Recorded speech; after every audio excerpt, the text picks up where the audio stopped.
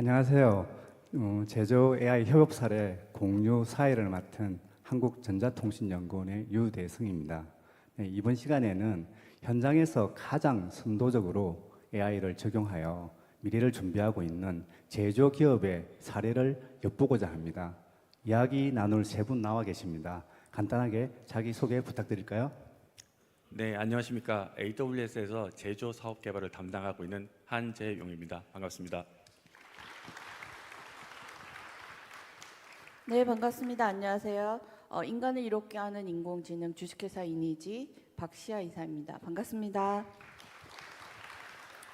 네, 안녕하세요. 제조솔루션 본부의 김병화 실장입니다. 감사합니다. 네, 함께 해주신 세 분과 함께 각 현장의 사례를 만나보고 이어 Q&A 시간을 가지도록 하겠습니다.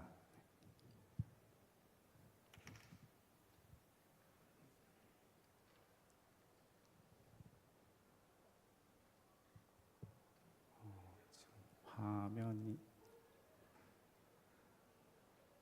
네네.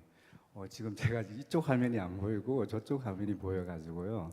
네, 저희 우리나라 같은 경우에는 제조 산업이 뭐 OECD 우리 GDP 비중으로 따지고 보면 한 2위 된다고 합니다. OECD 평균이 한 15.8%고 우리나라 같은 경우에는 26.7% 정도 되는 것 같습니다. 그런데 우리 GDP 중에서 수출이 차지하는 제조 기반에서 수출이 차지하는 비중이 한 44.4% 정도나 되는 것 같습니다. 사실 우리는 수출에 많이 의존하고 있는 상황에서 최근 이제 미국 같이 우리 관세 이런 것들이 들어오면서 사실은 굉장히 위기에 빠져 있는 거라고 생각이 들고요.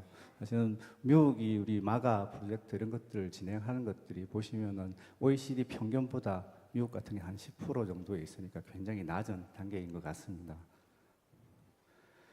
자, 우리의 이제 중국이 사실은 기술적으로도 우리를 추월하고 있습니다. 과거에 우리는 이제 중국 제품이라는 것들을 보면서 차이가 나는구나, 우리보다 더 못하는구나 이렇게 생각을 했는데 요즘에 차이나라는 얘기를 하면은 중국이니까 이게 가능하구나라고 인식이 바뀌고 있는 것 같습니다. 그 중에서도 사실은 뭐 대표적으로 미래 모빌리티, 첨단 모빌리티 분야든지 아니면은 이제 로봇 제조 분야든지 인공지능 분야 이런 것들은 오히려 우리나라보다 앞서 나가는 것 같습니다. 자, 우리 울산의 경기가 어떻게 보이는지를 한번 살펴봤는데요.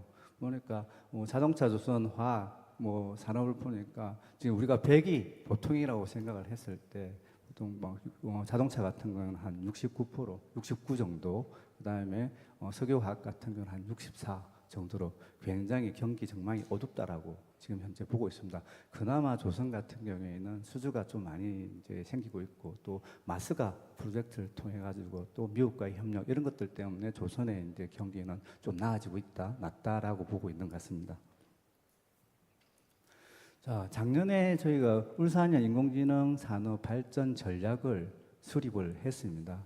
그래서 울산 같은 경우에는 사실은 과거는 대기업 중심으로 수직 계열화되어 있는 이런 생태계가 별로 건전하지 못하다는 단점으로 받아들이고 있었습니다. 하지만 지금처럼 제조 AX와 같이 패러다임이 변화하고 있는 이 시점에서는 대기업이 먼저 준비도가 높은 대기업이 먼저 AX를 선도를 하고 그 이후에 1차, 2차, 3차 이렇게 수직 전개를 해가고 그리고 난 다음에 이제 수평 전개를 타산업으로 수평 전개를 하는 이런 이제 전략이 가능할 것 같고요.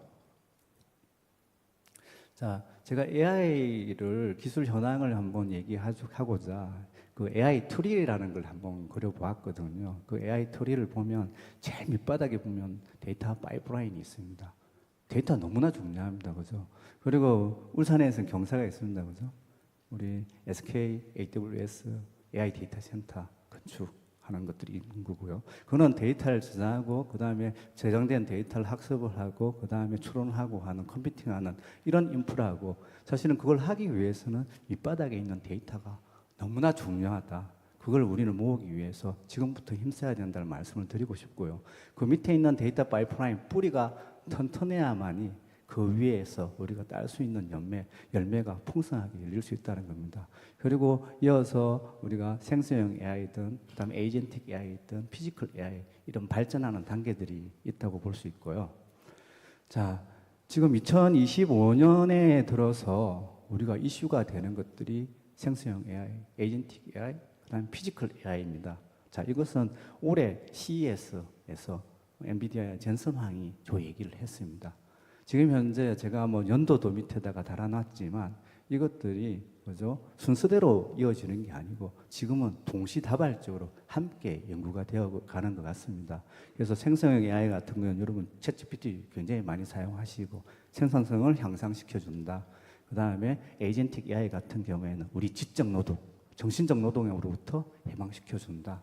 지금 앞으로 나오는 지금 피지컬 AI 같은 경우에는 인간의 육체적인 노동으로부터 해방시켜 준다는 말씀을 드릴 수 있을 것 같습니다. 자, 작년 우리 그 울산 포럼에서는 그저 우리 함께 뭔가를 해야 된다. 그죠? 그 데이터의 중요성에 대한 얘기도 했었고요. 그리고 많은 얘기들이 DX에 관련된 얘기를 많이 했습니다. 근데 올해는 AX에 관련된 얘기를 하고 있는 것 같습니다. 1년 만에 많은 변화가 있었고 우리가 AX를 가기 위해서 사실은 많은 MOU 체결 그리고 많은 또 우리가 선도 인공지능 자율제조 선도 프로젝트 이런 것들도 했고 우리가 또 울산형 인공지능 산업 발전 전략 이런 수립도 했습니다. 그리고 또 AI 데이터 센터 그죠? 이걸 우리가 착공하는 것들도 시작을 했고요. 그리고 울산의 인공지능위원회 이런 것들도 저희가 만들어서 추진하고 있는 것 같습니다. 자, 이제부터는 본격적인 사례를 만나볼까 합니다. 자, 먼저 AWS의 한재영 매니저님 부탁드리겠습니다. 네, AWS 한재용입니다. 사실 오늘 제가 여기 오면서 되게 서서 발표하는 줄 알고 있었습니다. 근데 이제 앉아서 발표해서 사실 깜짝 놀랐고요. 두 번째는 제가 결혼식 이후로 처음 화장을 해봤습니다. 그래서 화장을 해서 굉장히 지금 또 떨리는 상황입니다. 그리고 일반적으로 제가 발표를 보통 같은 경우 한 40분, 1시간, 1시간 반 이렇게 하는데 이 모든 것들은 5분에 취약해야 돼서 조금 살짝 걱정을 하고 있습니다. 그래서 좀 힘차게 시작을 해보도록 하겠습니다. 먼저 아마존에 대한 얘기를 먼저 드려야 될 것 같습니다. 그러니까 먼저 AWS다라고 하면 도대체 AWS가 뭐냐라고 말씀해 주시면 굉장히 많은데요. AWS는 사실 아마존의 제 사업부입니다. 저희 클라우드 사업부고요. 그러니까 IT 관련된 사업을 하는 사업부라고 보시면 됩니다.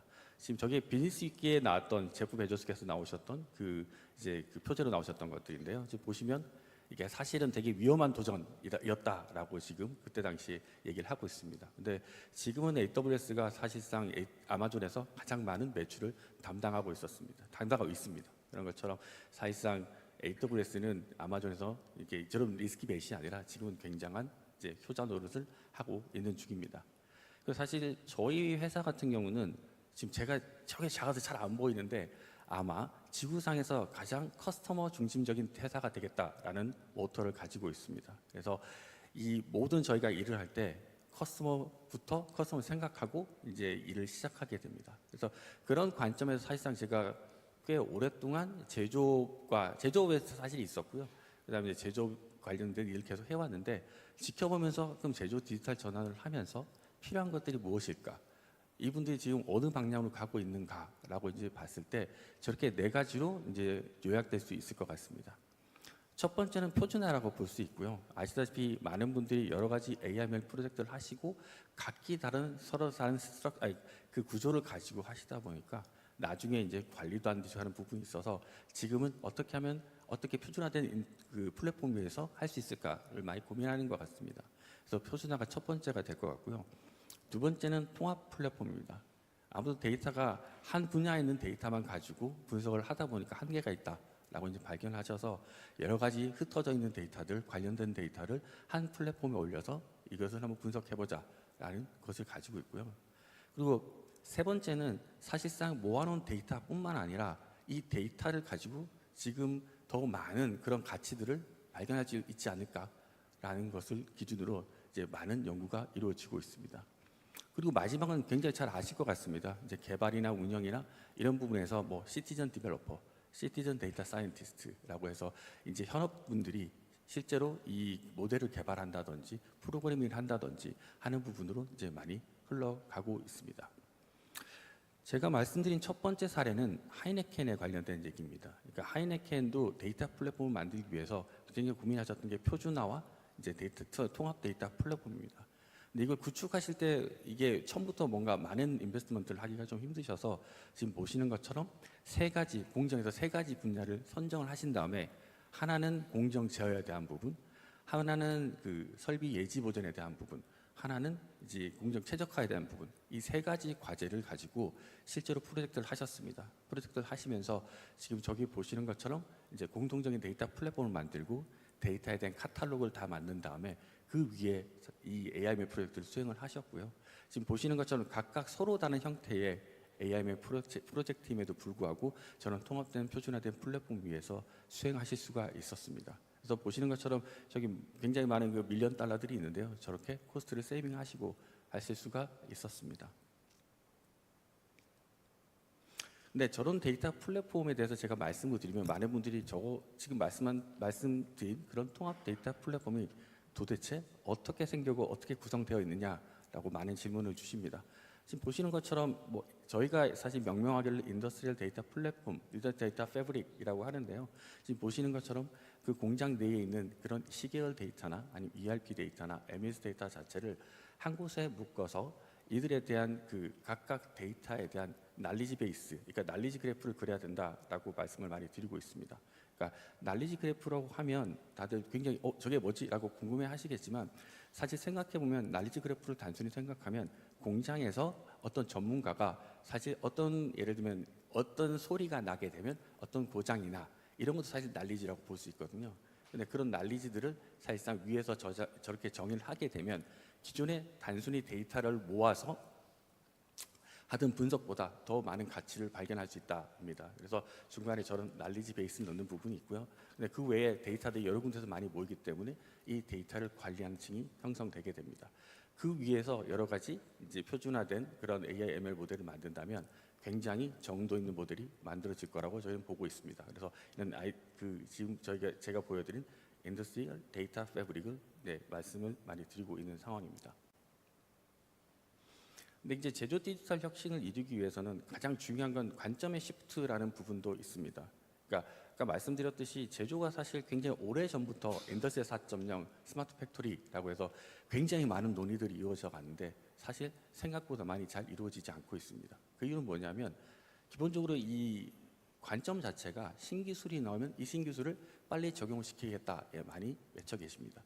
그러다 보니까 실질적인 문제를 해결하는 데기보다 신기술을 도입하는 데 더 포커스가 잡혀 있다고 볼 수가 있습니다.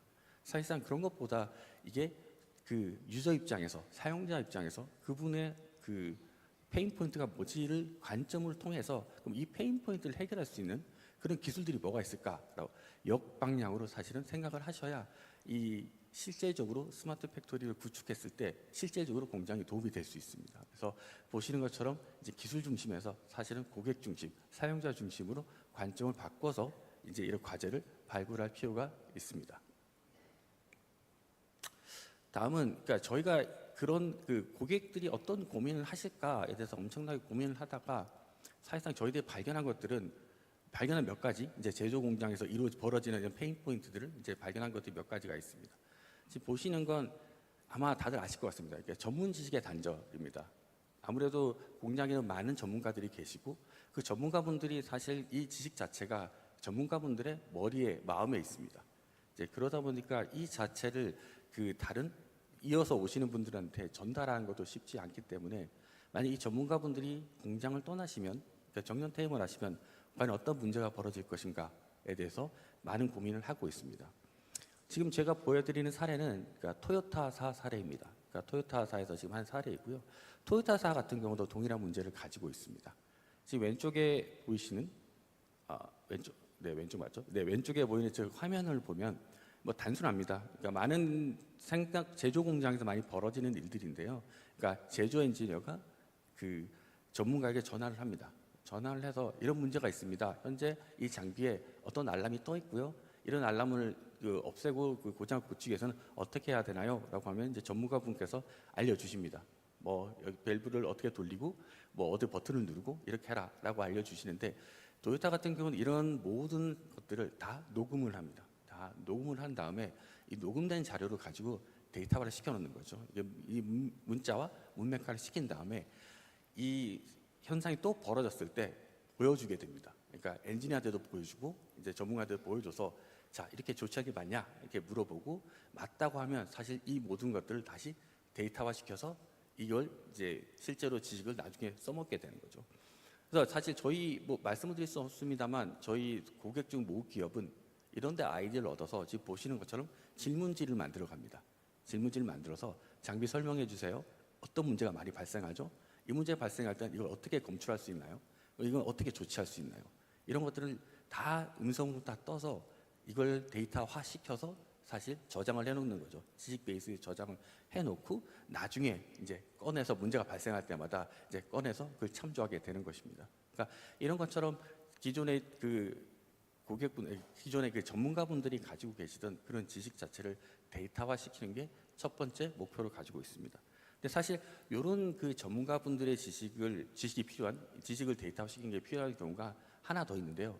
바로 아마 공장에 계신 분들은 잘 아실 텐데 PLC라는 겁니다. 그러니까 PLC 자체는 공장을 돌리는데 굉장히 많이 이용되고 있습니다. 이 사실 자동화라고 하면 시작일 PLC로 할 정도로 많은 PLC들이 공장에 설치가 되어 있고 이 PLC들이 실제적으로 공장을 운영을 하고 있습니다. 근데 문제는 뭐냐면 이 PLC 프로그램을 하시는 분들이 새롭게 이입되지 않고 있습니다. 그래서 여전히 PLC 프로그램 하시는 분들이 연세가 많으시고 이분들이 정년 퇴임을 하셨음에도 불구하고 여전히 PLC 프로그램을 고치고 수정하는 일을 하고 계십니다. 그래서 만약에 이분들이 이제 일을 하실 수 없게 되면 사실상 공장에서 돌아가는 이 PLC를 이해할 수 있는 분들이 없기 때문에 이런 부분에 대해서도 지금 보시는 것처럼 PLC에 있는 그런 프로그램이 어떤 행동을 하는지를 이제 LLM을 통해서 알아보는 그런 쪽에 이제 프로젝트 많이 하고 계시고요.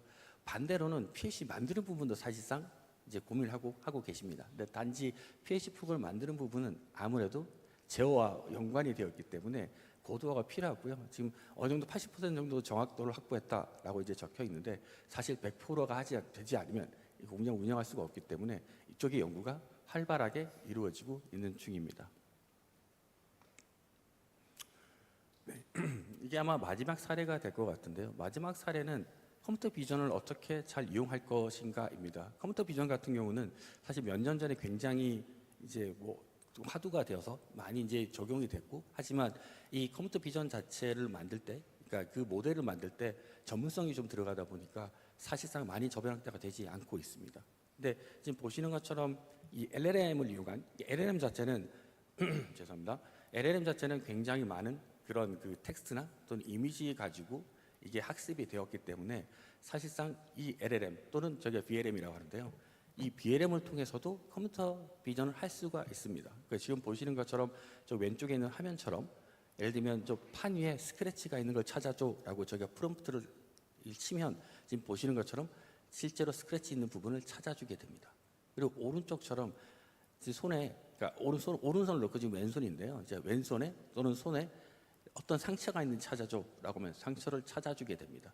근데 이게 되게 좋은 점은 뭐냐면 이 LLM을 이용한 이런 그 컴퓨터 비전은 학습을 하실 필요가 없습니다. 왜냐하면 LLM이 이미 학습이 되어 있기 때문에 학습을 하실 필요가 없고요. 그래서 바로 현장에 적용이 가능합니다. 그래서 예를 들면 그 현장에서 이제 사실 이런 것들이 필요로 하나 이 모델 개발이 어렵다거나 할 때 사실상 이런 것들을 먼저 적용시켜 보실 수가 있는 거죠.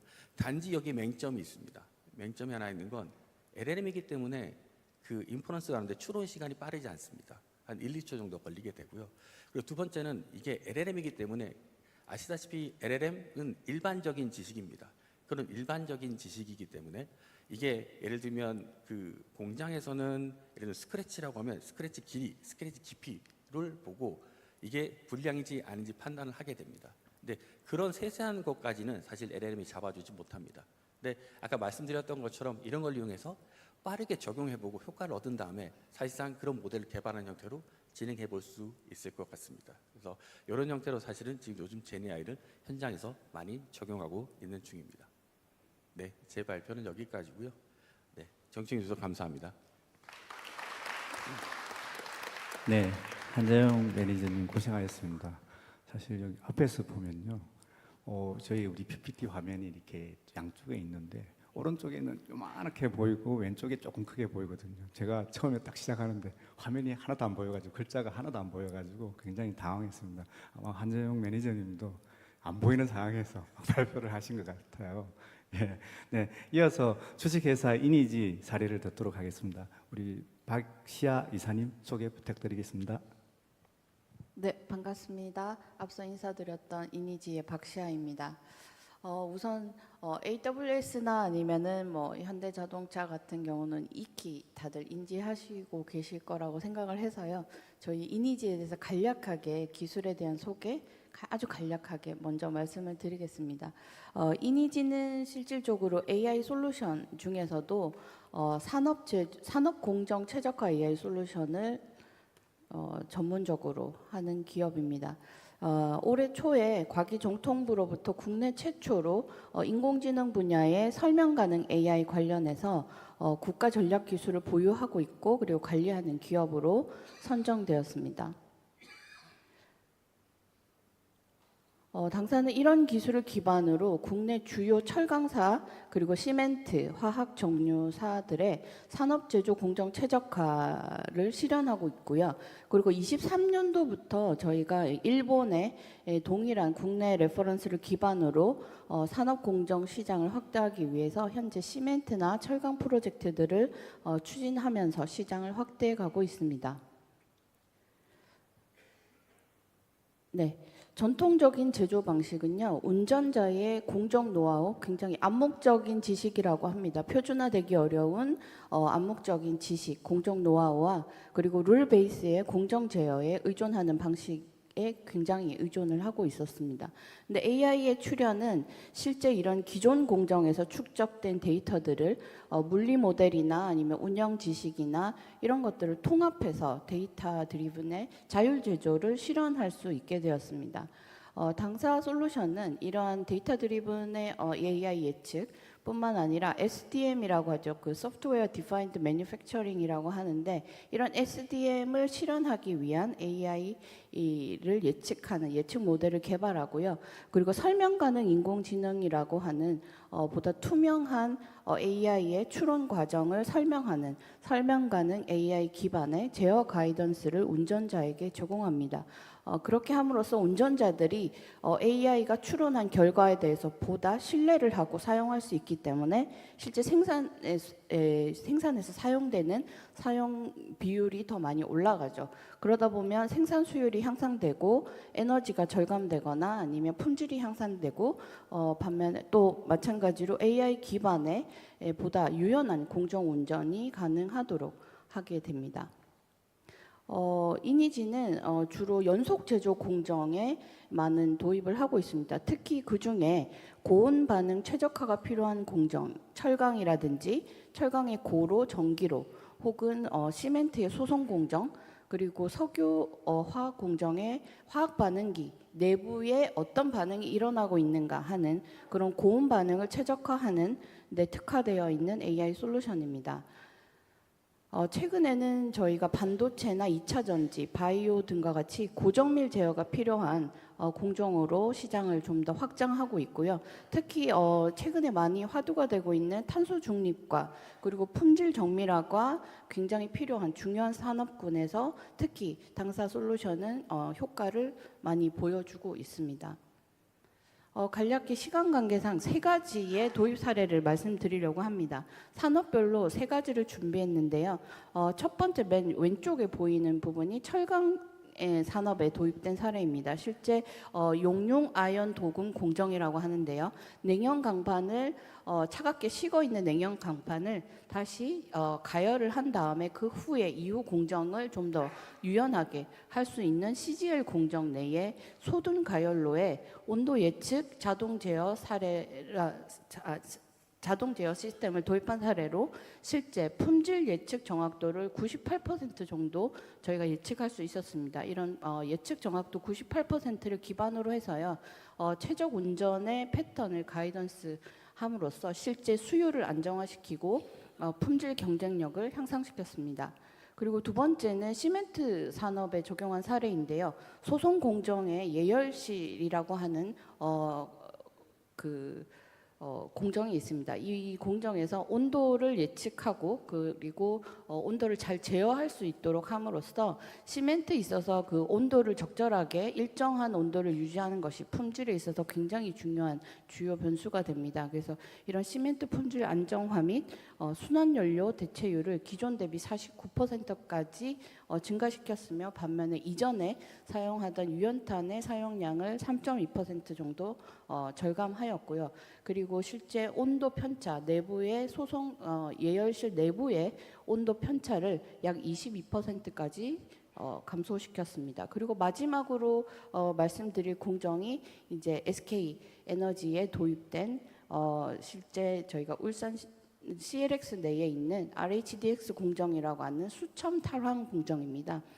이 공정에 도입된 사례인데요. 이니지 입장에서는 굉장히 중요한 고객사이기도 하고 그리고 굉장히 성공적으로 잘 진행이 되는 모범적인 프로젝트 사례라고 할 수 있습니다. 그 이유가 실질적으로 단계별로 AI라고 하는 이 프로젝트들은요 한 번에 도입되고 끝나는 것이 아니라 단계적으로 고도화해 가면서 AI의 성능을 향상시키는 것이 굉장히 중요합니다. 근데 SK 에너지 사례 같은 경우는 실제 저희가 두 가지의 단계로 현재 고도화를 진행하고 있고 올해에는 또 3단계에 거쳐서 지속적으로 고도화를 추진하고 있습니다. 첫 번째는 저희가 이제 RHDS 공정에 품질 예측을 하는 솔루션을 도입하는 것이었는데요. 실제 기존에는 중류탑이나 이런 반응기의 내부에서 일어나는 그 디젤의 품질을 확인하는 데까지 실제 24시간 정도 소요가 되었습니다. 근데 저희가 이번 프로젝트를 통해서 실질적으로 중류탑이나 반응기의 현 시점까지 이전에 다양한 공정 히스토리를 바탕으로 해서 현재 생산되는 디젤의 품질이 어느 정도 나올 수 있는지를 예측하고요. 그리고 미래의 어떤 품질 기준에 맞춰서 현 시점부터 어떻게 운전을 해야 되는지 운전자분들에게 가이던스를 함으로써 실제 디젤 품질 예측 오차를 기존 대비 약 75% 정도 감소시켰습니다. 그리고 다음 사례는 위쪽에 보이는 사례인데요. 그 RHDS 공정의 세퍼레이터에서 분리되는 온도를 조절함으로써 저희가 실제 유틸리티, 연료나 스팀 같이 사용되는 그런 사용량을 절감하는 프로젝트로 저희가 온도 조절에 영향을 받는 다양한 스팀 비용이나 연료 비용 간의 어떤 트레이드오프 관계에서 최적의 비용이 발생하는 그런 온도 조절 가이던스를 제공함으로써 적용 전과 비교했을 때 실제 유틸리티 사용량을 시간당 2% 정도 절감할 수 있었습니다. 그리고 저희가 이것은 이제 세 번째 사례 SK 에너지의 사례를 실제 한국 경제에서 소개된 사례입니다. 그래서 기존 공정에서 생산되는 디젤 품질 물성을 확인하는 데까지 다양한 이런 방식들이 있었는데요. 기존의 운전자가 이런 다양한 패턴들을 가이던스하는 방식에서 실제 APC라고 합니다. 그래서 공정 내에 있는 다양한 그런 소프트웨어 APC와 연동해서 APC 소프트웨어 활용성을 증가시켰고 실제 다양한 품질 예측 오차를 줄였다 하는 내용입니다. 마지막으로 말씀을 정리하면서 말씀드리고 싶은 것은 이니지는요 실제 랩 환경에서 최적화된 알고리즘만을 개발하는 회사는 아닙니다. 저희는 실제 산업에서 적용될 수 있는 기술 그리고 현장에서 작동될 수 있는 기술 실질적으로 성과로 이어지는 AI 기술을 개발하는 회사입니다. 지속적으로 기술을 개발하고요. 그리고 국내 및 해외 제조 산업의 스마트 팩토리 혁신에 함께 기여해 나갈 수 있도록 노력하겠습니다. 감사합니다. 네, 박시아 이사님 고생하셨습니다. 5분 안에 사례 발표는 너무 힘든 것 같습니다. 네, 이번에는 현대차 기아의 제조 AI 추진 현황입니다. 우리 김병화 실장님 소개해 주시죠. 네, 현대기아차의 제조 AI 추진 현황에 대해서 발표드리겠습니다. 저는 현대자동차 제조 솔루션 본부의 김병화 실장입니다. 제조 산업은 목사입니다. 제조 산업과 AI 융합, 제조 AI 아키텍처, 제조 AI 활용 사례, 그리고 매점 말씀으로 말씀드리겠습니다. 제조 산업은 지금 AI와의 융합을 통해 새로운 도약점을 맞이하고 있습니다. AI는 단순한 자동화를 넘어 생산 효율성, 품질 관리, 의사결정, 설비 지능화까지 제조의 모든 영역을 바꾸고 있습니다. 생산은 더욱 최적화되고 품질은 더욱 정교해지며 의사결정은 더 빨라지고 설비는 더 똑똑해질 것입니다. 제조와 AI 융합은 스마트 제조 혁신의 첫걸음입니다. 이제 그 혁신을 가능케 하는 구조적 기반, 제조 AI 아키텍처를 살펴보겠습니다. 그림을 보시면 제조 OT 네트워크를 4개 계층으로 구분해 보았습니다. 아주 넘어가 버렸는데요. 장표로 백으로 좀. 네. 그 4개 계층으로 구분되어 있는데 가장 아래층 계층은 센서, 로봇, 설비가 실제 데이터를 만들어냅니다. 그 위에 컨트롤 계층은 PLC 등 제어 시스템이 하드웨어를 안정적으로 운영합니다. 데이터 플랫폼 계층에서는 현장에서 수집된 데이터를 통합 분석하여 의미 있는 정보를 도출합니다. 마지막 애플리케이션 계층은 AI 기반 의사결정, 예지 보전, 생산 최적화 같은 실질적 가치를 구현합니다. 전 계층이 초연계될 때 비로소 제조 AI 기반의 스마트 공장이 실현됩니다. 이제 실제 현장에서 어떻게 활용되는지 살펴보겠습니다. 활용은 크게 2가지 영역으로 나눌 수 있을 것 같습니다. 첫째, 공장을 짓기 전에 사무실의 엔지니어링 단계에서 자동 설계 시뮬레이션 활용입니다. 둘째, 설비가 구축된 이후에 실제 현장 운영 단계에서 AI 기반 비전 검사와 설비 예방 진단 활용입니다. 제조 설비가 깔리기 전부터 가동된 이후까지 전 주기에 거쳐 적용되고 있습니다. 제조 AI 활용 사례 설계 부분을 먼저 살펴보겠습니다. 설계 자동화는 크게 3단계를 거쳐 발전해 갈 것으로 예상됩니다.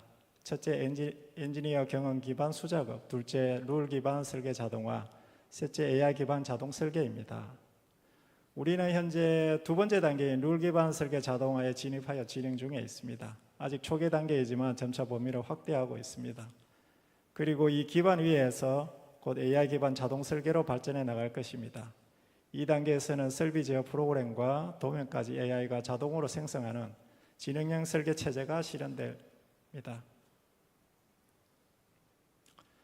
설계가 끝나면 그것이 실제로 잘 작동하는지 검증을 해야 합니다. 이 단계에서 활용되는 것이 시뮬레이션입니다. 3D 그래픽 기반 시뮬레이션에서는 설계를 가상으로 띄워 실제 제작 전에 부품 간 충돌이나 프로그램 시퀀서 등을 미리 확인할 수 있습니다. 현재 우리는 그래픽 기반 시뮬레이션을 아주 활발하게 활용하고 있습니다. 그 다음 단계인 AI 기반 버추얼 커미셔닝은 한 걸음 더 나아가 실제 물리적인 설비를 만들지 않고도 오프라인 테스트 수준의 검증을 가상 환경에서 수행할 수 있습니다. 일부 베타 테스트를 수행했습니다. 지금은 본격적으로 이 단계를 준비하고 있으며 앞으로 이 영역이 우리의 중요한 과제가 될 것입니다. 즉 그래픽 시뮬레이션은 눈으로 확인하는 단계, 버추얼 커미셔닝은 실제처럼 실행해 보는 단계라고 이해하시면 됩니다. 설비가 구축된 후에 생산에서 활용하는 단계를 살펴보겠습니다. 현재 우리 생산 현장의 비전 검사는 룰 기반 방식이 약 80%를 차지하고 있습니다. 하지만 이미지 AI 검사를 도입한 지 불과 2-3년 만에 벌써 다음 단계인 VLM과 같은 멀티모달 AI 적용을 준비하고 있습니다. 그만큼 AI 발전 속도가 매우 빠르고 현장 적용 속도 또한 점점 가속화되고 있습니다. 앞으로 이미지뿐만 아니라 텍스트, 센서 데이터까지 함께 분석하는 멀티모달 AI를 통해 생산 품질 검사가 한층 더 진화될 것으로 기대합니다. 지금은 시작 단계이지만 AI가 품질 검사를 바꾸는 속도는 예상보다 훨씬 빠릅니다. 이제 마지막으로 운영 단계에서의 활용, 설비 예방 진단을 살펴보겠습니다. 현대자동차는 2013년부터 약 2,700여 대의 회전체 구동부에 진동 센서 7천여 개를 부착해서 고장을 미리 감지하는 컨디션 베이스드 메인테넌스 CBM을 실행해 왔습니다. 그 과정에서 방대한 데이터가 축적되었습니다. 2023년부터는 한 단계 더 발전해 진동뿐만 아니라 전류 로봇에서 오는 데이터를 통합한 PHM 시스템을 구축하였습니다. 그리고 지금은 여기에 AI, 그 중에서도 스몰 랭귀지 모델을 접목해 적용하고 있습니다. 앞으로는 SLM을 포함한 AI 분석을 통해 훨씬 더 정밀하고 지능적인 예방 진단 단계로 발전해 나갈 것입니다. 우리는 CBM에서 PHM으로 그리고 이제는 AI 기반 예방 진단으로 진화하는 과정에 서 있습니다. 설비 진단을 넘어 이제는 작업 방식 자체를 바꾸는 기술이 있습니다. 바로 로봇입니다.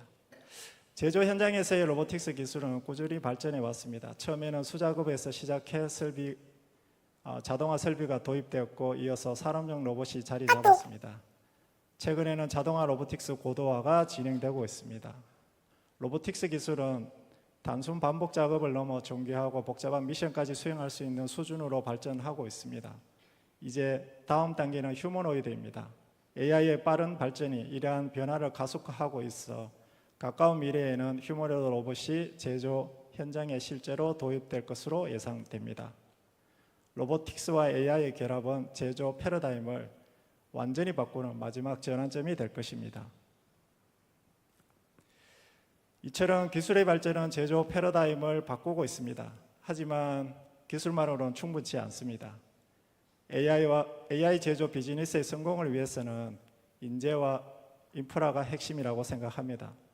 우리 회사는 제조 AI 기술 도입 단계에 맞는 소프트웨어 인재를 육성하기 위해 축구장 크기 80% 수준의 MI 솔루션 랩을 만들어서 인재를 육성하고 있습니다. 한 가지 제안을 드린다면 지역사회에서는 산학연 연계를 통한 지역 AI 인재 육성 및 맞춤 채용을 하고 컴퓨팅 제조 AI 인프라 구축 및 우수 인재 유치를 위한 AI 특구 조성이 필요하다고 생각합니다. 아울러 기업 간 제조 데이터 공유와 협력 환경을 마련해야만 이 AI 제조 비즈니스가 성공할 수 있다고 생각을 합니다. 제조 AI 혁신은 울산에서 시작되었습니다. 우리 모두 함께 해야만 가능할 것으로 생각합니다. 감사합니다. 네, 김병하 실장님 고생하셨습니다. 네, 세계를 선도해온 우리의 기술력과 또 그리고 AI 전환 결과를 보고 그 과정상에서 수많은 고민의 흔적을 엿볼 수 있었습니다. 이제까지 제조 현장 사례를 보셨습니다. 자, 이제 우리가 질의응답 시간인데요. 시간을 보니까 저희가 40분까지 해야 되는데 이제 1분 남았거든요. 그래서 저희가 이거 질문을 그래도 안 할 수는 없으니까 간단하게 질문을 좀 드리도록 하겠습니다. 먼저 우리 질문 혹시 올라온 거 있을까요? 자, 그럼 제가 간단하게 그러면 우리 현대자동차 김병하 실장님께 질문을 좀 드리고자 하는데요. 지금 우리 전기차 또 PBA 시장이 열리면서 자동차 제조 현장 공장에서도 뭐 다차종 유연 생산에 대한 요구들이 많이 오고 있는 것 같습니다. 여기에 대해서 지금 현대차는 어떻게 대응하고 있는지 좀 궁금합니다. 네, 현대자동차는 다차종 유연 생산 대응을 하기 위해서 설계 단계에서부터 여러 차종에 대응할 수 있도록 설계를 하고 있습니다. 그리고 이게 실제 설계도대로 잘 작동을 하는지 시뮬레이션을 통해서 검증을 합니다. 그리고 이게 이제 생산 현장에서 예를 들면 MES에서 GV80이라는 차종을 생산해 주세요라고 데이터가 내려오면 PLC 프로그램이나 로봇 프로그램이 GV80에 맞는 프로그램을 콜해서 설비와 로봇이 자동으로 GV80을 생산하게 그렇게 전환되고 있습니다. 현재 지어진 공장들은 예전에 지어진 공장들은 기본 5차종 이상 대응할 수 있도록 되어 있고 새로 짓는 공장들은 8차종에서 10차종 이상 대응할 수 있도록 지금 현재 설계되고 구축되고 있습니다. 그래서 저희는 설계, 검정, 현장까지 다차종 유연 생산을 대응할 수 있도록 대응을 하고 있습니다. 네, 감사합니다. 사실은 다른 분들께도 궁금한 게 너무 많은데요. 뭐 시간 관계상 또 궁금하신 분이 있으면 또 플로어에서 또 질문해 주시면 좋을 것 같습니다. 자, 정리하는 차원에서 우리 제조업이 AI를 통해 글로벌 경쟁을 선도하기 위한 방향을 말씀드릴까 합니다. 네. 저도 빨리 진행하겠습니다. 화면이 제가 화면이 안 보이거든요. 자, 지금 현재 보시면은 화면에 뒤에 보시면은 이게 지속 가능한 프레임워크라고 제가 제목을 붙였습니다. 그래서 인공지능은 규모의 혁신이라고 얘기합니다. 그 말은 굉장히 많은 돈이 들어가고 굉장히 많은 인프라가 투여되어서 만들어진 혁신이라는 겁니다.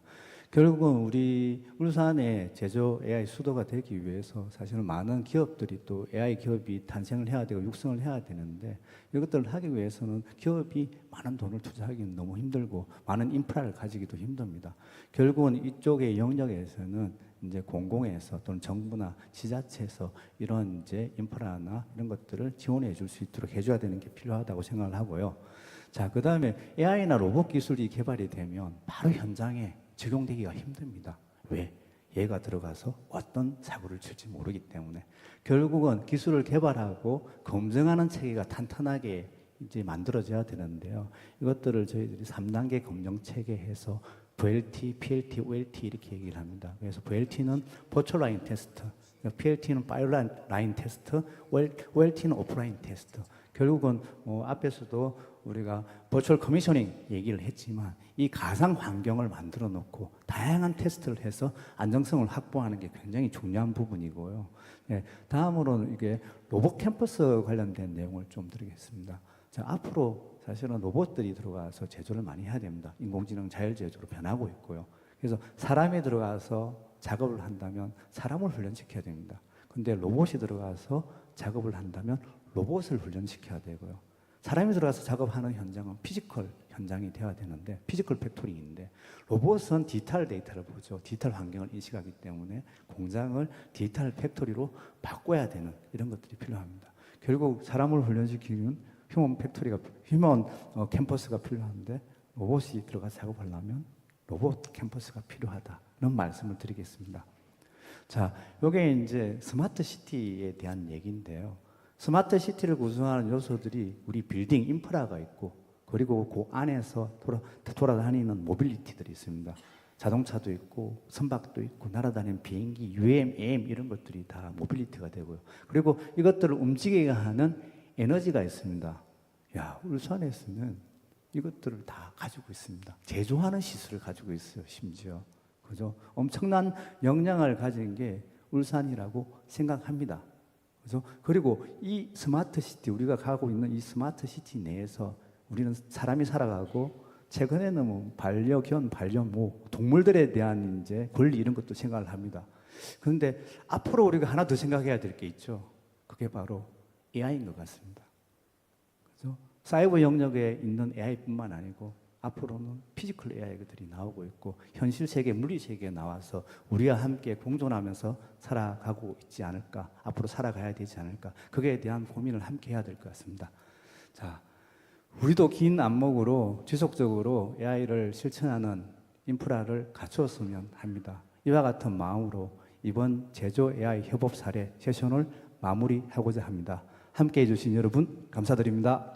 네, 박수 부탁드리겠습니다. 네, 좋은 말씀 감사합니다. 잘 들었습니다. 자, AI를 적극 활용하고 협업을 통해서요, 제조업의 미래를 선도해가고 있는 기업들의 사례를 살펴보니까요, 우리 울산의 제조 AI가 나아가야 할 방향이 어느 쪽으로 가야 하는지에 대해서 한번 고민해 볼 수 있었던 좋은 시간이었던 것 같습니다. 특히 단순한 기술 도입을 넘어서요, 그 현장의 문제를 해결하고 더 편리하게 하고 효율적으로 만들어서 굉장한 생산성을 획기적으로 끌어올렸다는 이 성과를 냈다는 점에서 굉장히 인상 깊은 발표였습니다. 자, 오늘 제시된 울산 제조 AI의 미래 모델이 이렇게 단순히 비전 제시에 그치지 않고요, 지역 산업 생태계 전반의 혁신을 이끄는 실행으로 곧바로 이어져서 우리 울산이 대한민국 제조 AI를 대표하는 도시로 우뚝 설 수 있기를, 빠른 시일 내에 만나볼 수 있기를 바라보도록 하겠습니다. 자, 사례 발표 함께 하신 분들 모두 수고 많으셨습니다. 자, 이제 사례를 살펴봤으니까요, 패널 토의 한번 이어가도록 하겠습니다. 바로 이어서 패널 토의 지금 바로 시작합니다.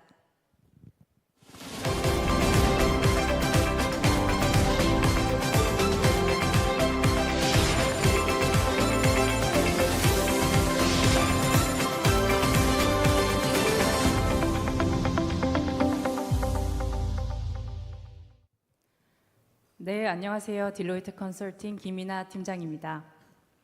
먼저 울산 지역의 문제 해결을 위한 구체적인 고민의 장이자 울산의 미래 모습을 그리는 의미 있는 자리, 울산 포럼에 초대해 주셔서 진심으로 감사드립니다.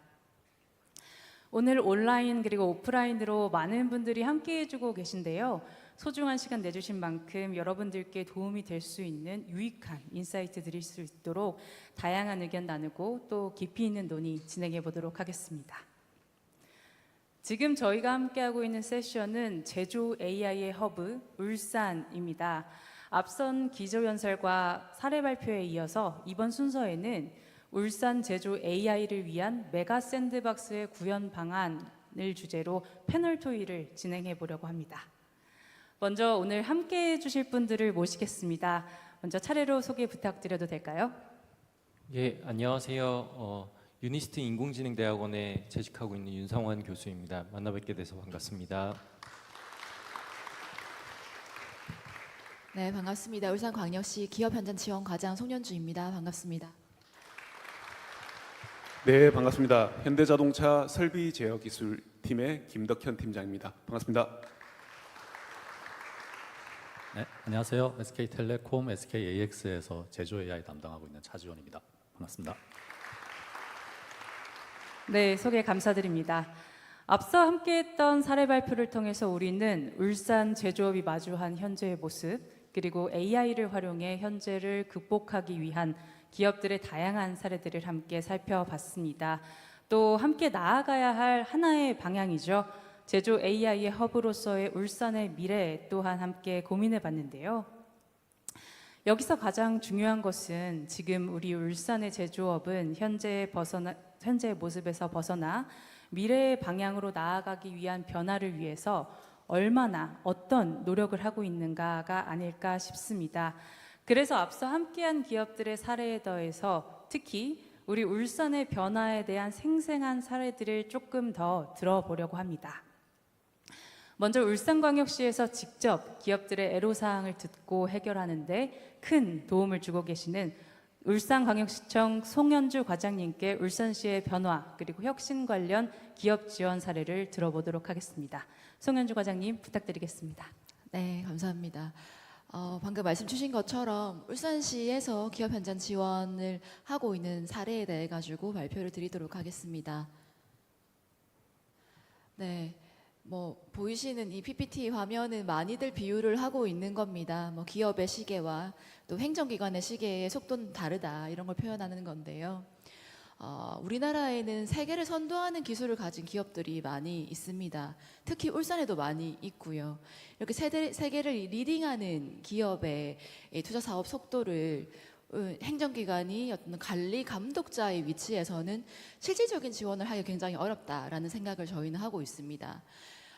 규제라고 되어 있는데 규제라는 것은 크게 법의 제한과 미비 그리고 또 법을 해석함에 따라 가지고 생기는 행정적 처분 크게 이 두 가지로 나뉠 수가 있는데 새로운 기술이고 새로운 산업일수록 이 두 가지 규제에 모두 발목이 잡혀 가지고 문제가 될 수 있는 가능성이 많습니다.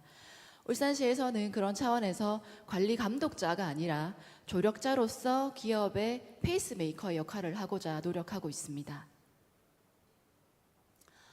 그런 차원에서 구체적으로 좀 말씀드리겠습니다. 먼저 대규모 투자 사업에 전담 공무원을 파견하고 있습니다. 울산에는 SK, S-오일, 현대자동차 등등에서 많은 기업들이 또 많은 규모로 이제 투자를 진행하고 있는데요. 저희 시에 이제 저희 기업 현장 지원과에 있는 부서의 직원들이 다 각 기업 현장에 파견을 나가서 기업 현장에 발생하는 투자 현장에 인허가를 처음부터 끝까지 종합적으로 컨설팅을 해주고 또 발생하는 어려운 인허가들을 직접 구청, 군청 또 뭐 시에 있는 부서에 찾아가서 직접 해결해주는 역할을 하고 있습니다. 또 그 과정에서 또 늘 규제 부분이 좀 걸리게 되는데 그런 발생하는 규제 사항에 대해 가지고는 중앙부처에 찾아가서 또 해결해오는 역할도 진행하고 있습니다. 또 민관 인사 교류도 진행을 하고 있는데요.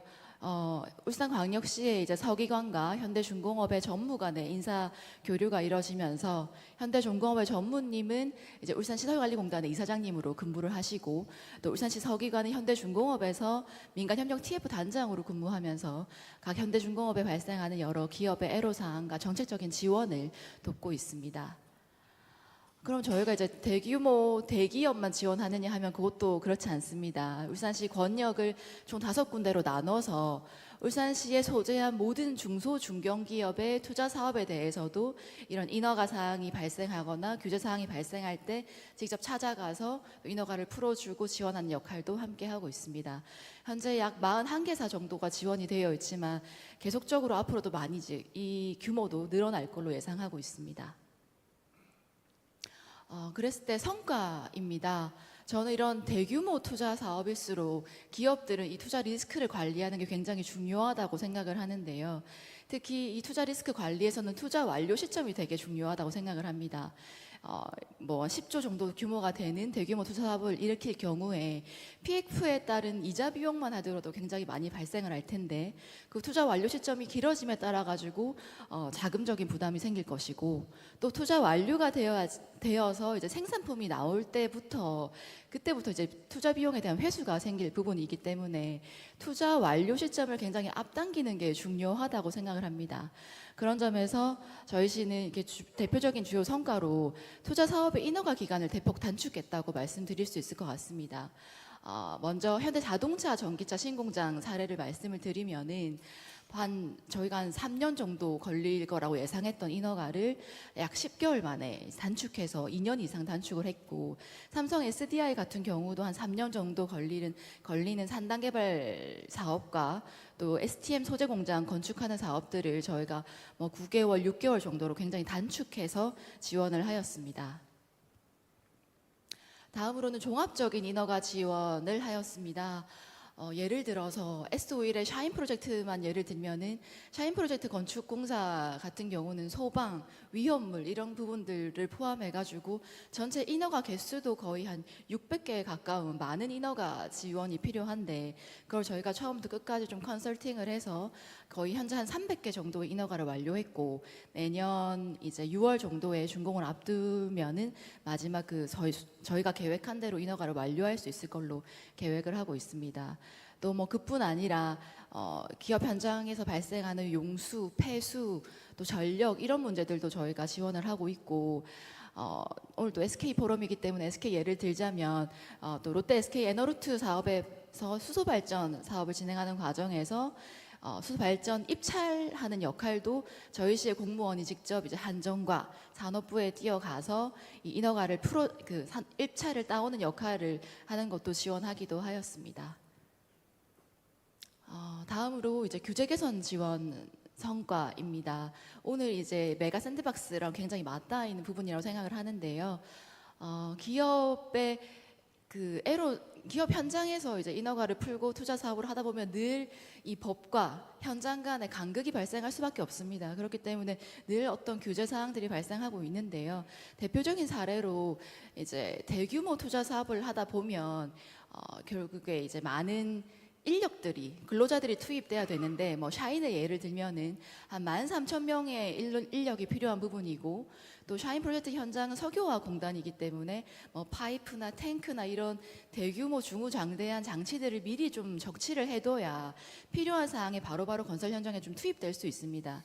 네, 현재 그 법상으로는 공장과 부지를 반드시 함께 이제 임대할 수 있도록 되어 있는데 저희가 이 건을 산지법 개정을 통해서 부지만 임대해서라도 이렇게 주차장과 야적장으로 쓸 수 있도록 법 개정을 이뤄냈습니다. 이 건 같은 경우는 저희가 한 1년 정도의 기간 동안 아주 빠르게 법 개정을 이뤄낸 사례인데요.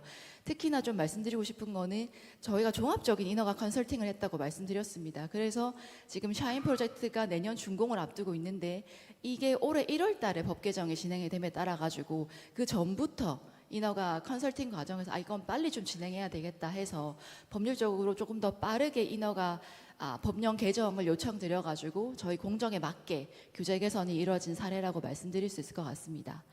그 옆에는 이제 규제 샌드박스와 규제 자유특구 부분인데요.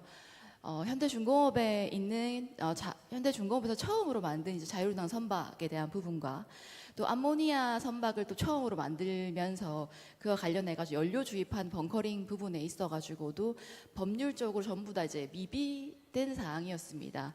이 건들을 저희가 규제 자유특구와 규제 샌드박스로 다 규제 부분을 풀어서 이 기업들의 이제 기업들의 활동에 문제가 없도록 지원을 한 사례입니다. 마지막으로 제일 중요한 AI 수도 울산에 초석이 되는 또 SK AI 데이터 센터 울산 구축 관련입니다. 저는 이번에 SK AI 데이터 센터 구축하는 이 인허가 지원 사항이 사실 기업과 또 공공기관 간에 굉장히 신뢰를 바탕으로 유기적인 협력을 통해서 빠르게 잘 진행된 사례라고 생각을 합니다. 특히 여기 보이는 타임라인에서도 아시겠지만은 SK AI 데이터 센터가 발표되기 전부터 건축 인허가 부분들이 이미 다 완료가 되었었기 때문에 인허가가 빨리 됐다라는 부분은 앞서도 말씀드린 거라 중복적으로 말씀드릴 필요는 없다고 생각을 들지만 특히 이 과정에서 제일 중요했던 부분은 어떤 비밀 유지, 신뢰 관계 이게 되게 중요했습니다. 또 SK가 아마존 웹 서비스와 함께 이제 이 사업을 진행하는 거다 보니까 거의 한 2년 가까이 저희 울산시 공무원들 다 이제 비밀 유지를 지켰었는데요. 울산시에서는 단 한 번도 저희가 정보 유출도 되지 않고 마지막까지 사업이 인허가가 완료되는 과정까지 SK와 잘 유기적으로 협조했던 사례라고 생각이 듭니다. 그리고 최창원 의장님께서 말씀 주신 것처럼 그 AI 강국으로 가는데 동참하시겠다는 것처럼 저희 울산시도 앞으로 900메가 또 더 나아가는 SK의 데이터 센터 사업에 적극적으로 협조할 수 있도록 하겠다고 좀 말씀드리고 싶습니다. 네, 마지막입니다. 저희는 이제 울산 기업이 잘 되는 게 울산이 잘 되는 것이라는 믿음을 갖고 있습니다. 다들 아시는 것처럼 기업이 잘 돼야 일자리 창출도 되고 또 기업 경제 활성화도 되고 여러 측면들이 있는데요. 그런 점에서 저희가 준비하는 이런 적극 행정들을 통해서 기업들의 그 활동이 더 잘 지원될 수 있도록 노력하도록 하겠습니다. 감사합니다. 네, 과장님 말씀 감사드립니다. 특히 처음에 언급해 주셨던 것처럼 감독자로서의 행정에서 이제 조력자로서의 행정으로 변화하고 있다는 말씀 상당히 인상 깊었고요. 또 현대자동차와 그 삼성 SDI를 포함한 유수 기업의 사례들도 굉장히 흥미롭게 들었습니다. 그렇다면 학계에서는 울산 제조업의 변화를 위해서 인재 육성 그리고 확보의 관점에서 어떤 노력을 하고 계신지 한번 들어보도록 하겠습니다. 울산의 인재 양성에 힘쓰고 계시는 유니스트 윤성환 교수님께 부탁드리겠습니다. 예, 유니스트 인공지능대학원의 윤성환입니다. 사실 AI를 위한 인재를 어떻게 양성해야 하는가는 사실 계속 좀 변해왔습니다. 예를 들어 한 5, 6년 전부터 우리나라에서도 어떻게 보면 전주기적인 인재 양성을 위한 움직임을 이제 진행했다고 할 수 있는데요. 초반에는 사실은 원천 기술만 집중한 좀 AI 소프트웨어 전문가를 개발하는 방향으로 많이 진행이 됐습니다. 근데 그러다가 이제 최근 들어서 한 1, 2년 전부터 결국에 도메인 역량을 갖춘 AI 전문가, 그다음 도메인 지식도 함께 갖춘 그 AI 전문가를 양성하려는 움직임으로 점점 움직이고 있습니다. 사실 유니스트 인공지능대학원의 유니스트 전체가 이 과정 속에서 AI 인재 개발을 위해 인재 양성을 위해서 계속해서 노력을 해왔는데요. 그럼 유니스트의 이제 경험을 한번 말씀을 드리면서 발제를 드릴 수 있을 것 같습니다. 사실 유니스트가 이제 2020년부터 AI 대학원을 유치하게 되면서 이제 원천 기술 전문가, 그다음 박사급 인력 인재들을 양성을 해왔습니다. 근데 이렇게 양성을 해오면서 사실 저희가 좀 생각했던 거는 울산이 워낙 제조업 역량이 강하고 그리고 결국에는 AI가 제조업을 위한 혁신의 어떤 아주 핵심적인 기술로 활용이 돼야 되는데 그렇다면 AI 원천 기술에만 좀 몰입하는 것이 아니고 AI 제조를 위한 좀 우리가 밑바닥을 좀 닦아놔야겠다라는 생각들을 했습니다. 그래서 시작한 것이 결국에 노바투스 프로그램이라는 AI 재직자 교육 프로그램을 시작을 했습니다. 사실 아마 기억들 많이 하시겠지만 5, 6년 전부터 AI 교육을 위한 프로그램은 엄청나게 많이 설계되고 이게 제안이 되어 왔는데요. 저희는 조금 다른 방향을 좀 생각을 했습니다. 어떤 방향을 생각을 했냐면 직접 문제 베이스드 된 AI 교육을 해보자라는 거였습니다. 그래서 직접 이제 울산 동남권에 계시는 재직자분들께서 우리 공정 프로세스와 제조 환경에서는 이러한 문제가 있는데 이게 오랫동안 잘 풀리지 않아서 AI 가지고 한번 풀어보고 싶다라는 문제를 발제해 갖고 오십니다. 그러면 저희가 그 문제를 풀기 위한 기본적인 교육을 진행을 하고 그 다음에 교수님과 대학원생 그리고 문제를 갖고 오신 재직자분이 한 팀을 이뤄서 문제를 한 3, 4개월 동안 풀어봅니다. 그러면 이러한 과정을 통해서 우리가 AI에 가지고 이 문제를 풀 수 있는지 없는지 그리고 얼마나 가능성이 있는지에 대한 판단을 하게 되고 그걸 기반으로 직접 사례별로 AI를 직접 적용해서 개인이 얼마나 나오고 이제 효과가 얼마나 나오는지를 이제 산학 과제로 연계를 하는 프로그램을 진행을 했습니다. 이 과정을 하면서 굉장히 많이 느꼈던 것이 교수님들은 도메인을 모르시고요. 이제 대학원생분들도 도메인을 모르시고 재직자분들은 AI가 생소하시고 하니까 서로 같이 만나서 문제 베이스로 AI를 적용하는 그 접근법을 했던 것이 굉장히 효과가 좋았습니다. 그래서 제 생각에는 AI를 그냥 단순히 인재를 학교에서 양성을 하는 게 아니고 양방향으로 교수님들도 산업 문제를 풀면서 굉장히 많이 성장할 수 있는 기회가 되었습니다. 그래서 여기 장표에서 보실 수 있다시피 저희가 한 100여 개가 넘는 기업들을 이렇게 양성을 진행을 했고 그리고 이제 거의 200개가 넘는 이제 PBL 과제들, 그러니까 프로젝트 베이스드 러닝 과제들을 진행을 했습니다. 그래서 이렇게 한 지난 5년 동안 원천 기술 소프트웨어 인재들도 양성하면서 현장에 AI를 적용하려면 무엇을 해야 되는지에 대한 고민들을 이렇게 쌓아 나갔습니다. 그리고 나서 사실 이제 다음 장으로 넘어가는데요. 올해 유니스트뿐만 아니라 이제 전국적으로 이제 정부에서 전주기적인 인재 양성의 방향으로 잡은 것이 AI 인재를 양성하면서 기업과 함께 프로젝트, 아주 큰 프로젝트를 디자인해서 연구를 수행을 해봐라라는 이제 그 인재 양성 전략이 발표가 됐습니다. 그래서 유니스트도 아주 감사하게도 이 과제에 이제 참석을 하게 됐는데요. 이건 이제 AI 스타 펠로우십이라는 플래그십 과제라고 할 수 있습니다. 저희는 이 플래그십 과제에 세 개의 기업, 아주 큰 기업들, AI 역량을 갖고 있거나 아니면 제조업 역량을 아주 깊이 있게 갖고 있는 기업들과 과제를 디자인을 했습니다. 요 세 개 중에 한 사례를 좀 말씀을 드리자면 이렇게 좋은 자리 기획해 주신 SK와도 관련이 있는데요. 세 번째 프로젝트로 SK 에너지와 저희가 손을 좀 잡았습니다. 그래서 요 스타 펠로우십 과제에서 SK 에너지와 하고자 하는 것은 사실 SK 에너지의 석유 공정 프로세스가 굉장히 거대하고 지난 수십 년간 최적화된 시스템인데요. 여기에 AI를 적용하려면 좀 사례별로 아주 작은 움직임이 필요한 게 아니고 큰 기관 간의 협력이 필요합니다. 그래서 저희가 석유화학 공정 전반의 문제들을 발굴을 하고 이 공정 프로세스에 AI를 적용하고 그리고 그 기반이 되는 원천 기술 소프트웨어까지 확보하는 전략으로 AI 스텝 펠로우십을 올해부터 진행을 했습니다. 그래서 이렇게 유니스트의 경험들이 있다라고 말씀을 드리고 조금 마무리 발제를 드리자면 결국에 인재 양성을 위해서는 울산 동남권에 계신 재직자분과 그 다음에 AI 전문가가 함께 문제를 디파인하고 성장해 나가는 인재 양성 방향으로 가야 된다라고 생각을 전달드립니다. 네, 감사합니다. 네, 교수님 말씀 감사드립니다. 현장에서 직접 피부로 느끼는 문제 기반의 교육을 통해서 산학연계형 T자형 인재를 키울 수 있는 데다가 이로써 현장 또한 함께 동반 성장할 수 있다는 말씀을 들었습니다. 이런 말씀을 들으니까 조금 더 울산의 제조아이의 미래가 더더욱 기대가 되는데요. 네, 들으시고 계신 것처럼 이렇게 정부, 학계, 기업, 이 많은 이해관계자들은 울산 지역의 변화와 혁신을 위해서 다양한 솔루션들을 제시하고 있고 또 고민하고 있습니다. 대한상공회의소 역시 딜로이트 컨설팅과 함께 지역 경제를 살리기 위한 솔루션의 하나로 메가 샌드박스 모델을 제안한 바 있는데요.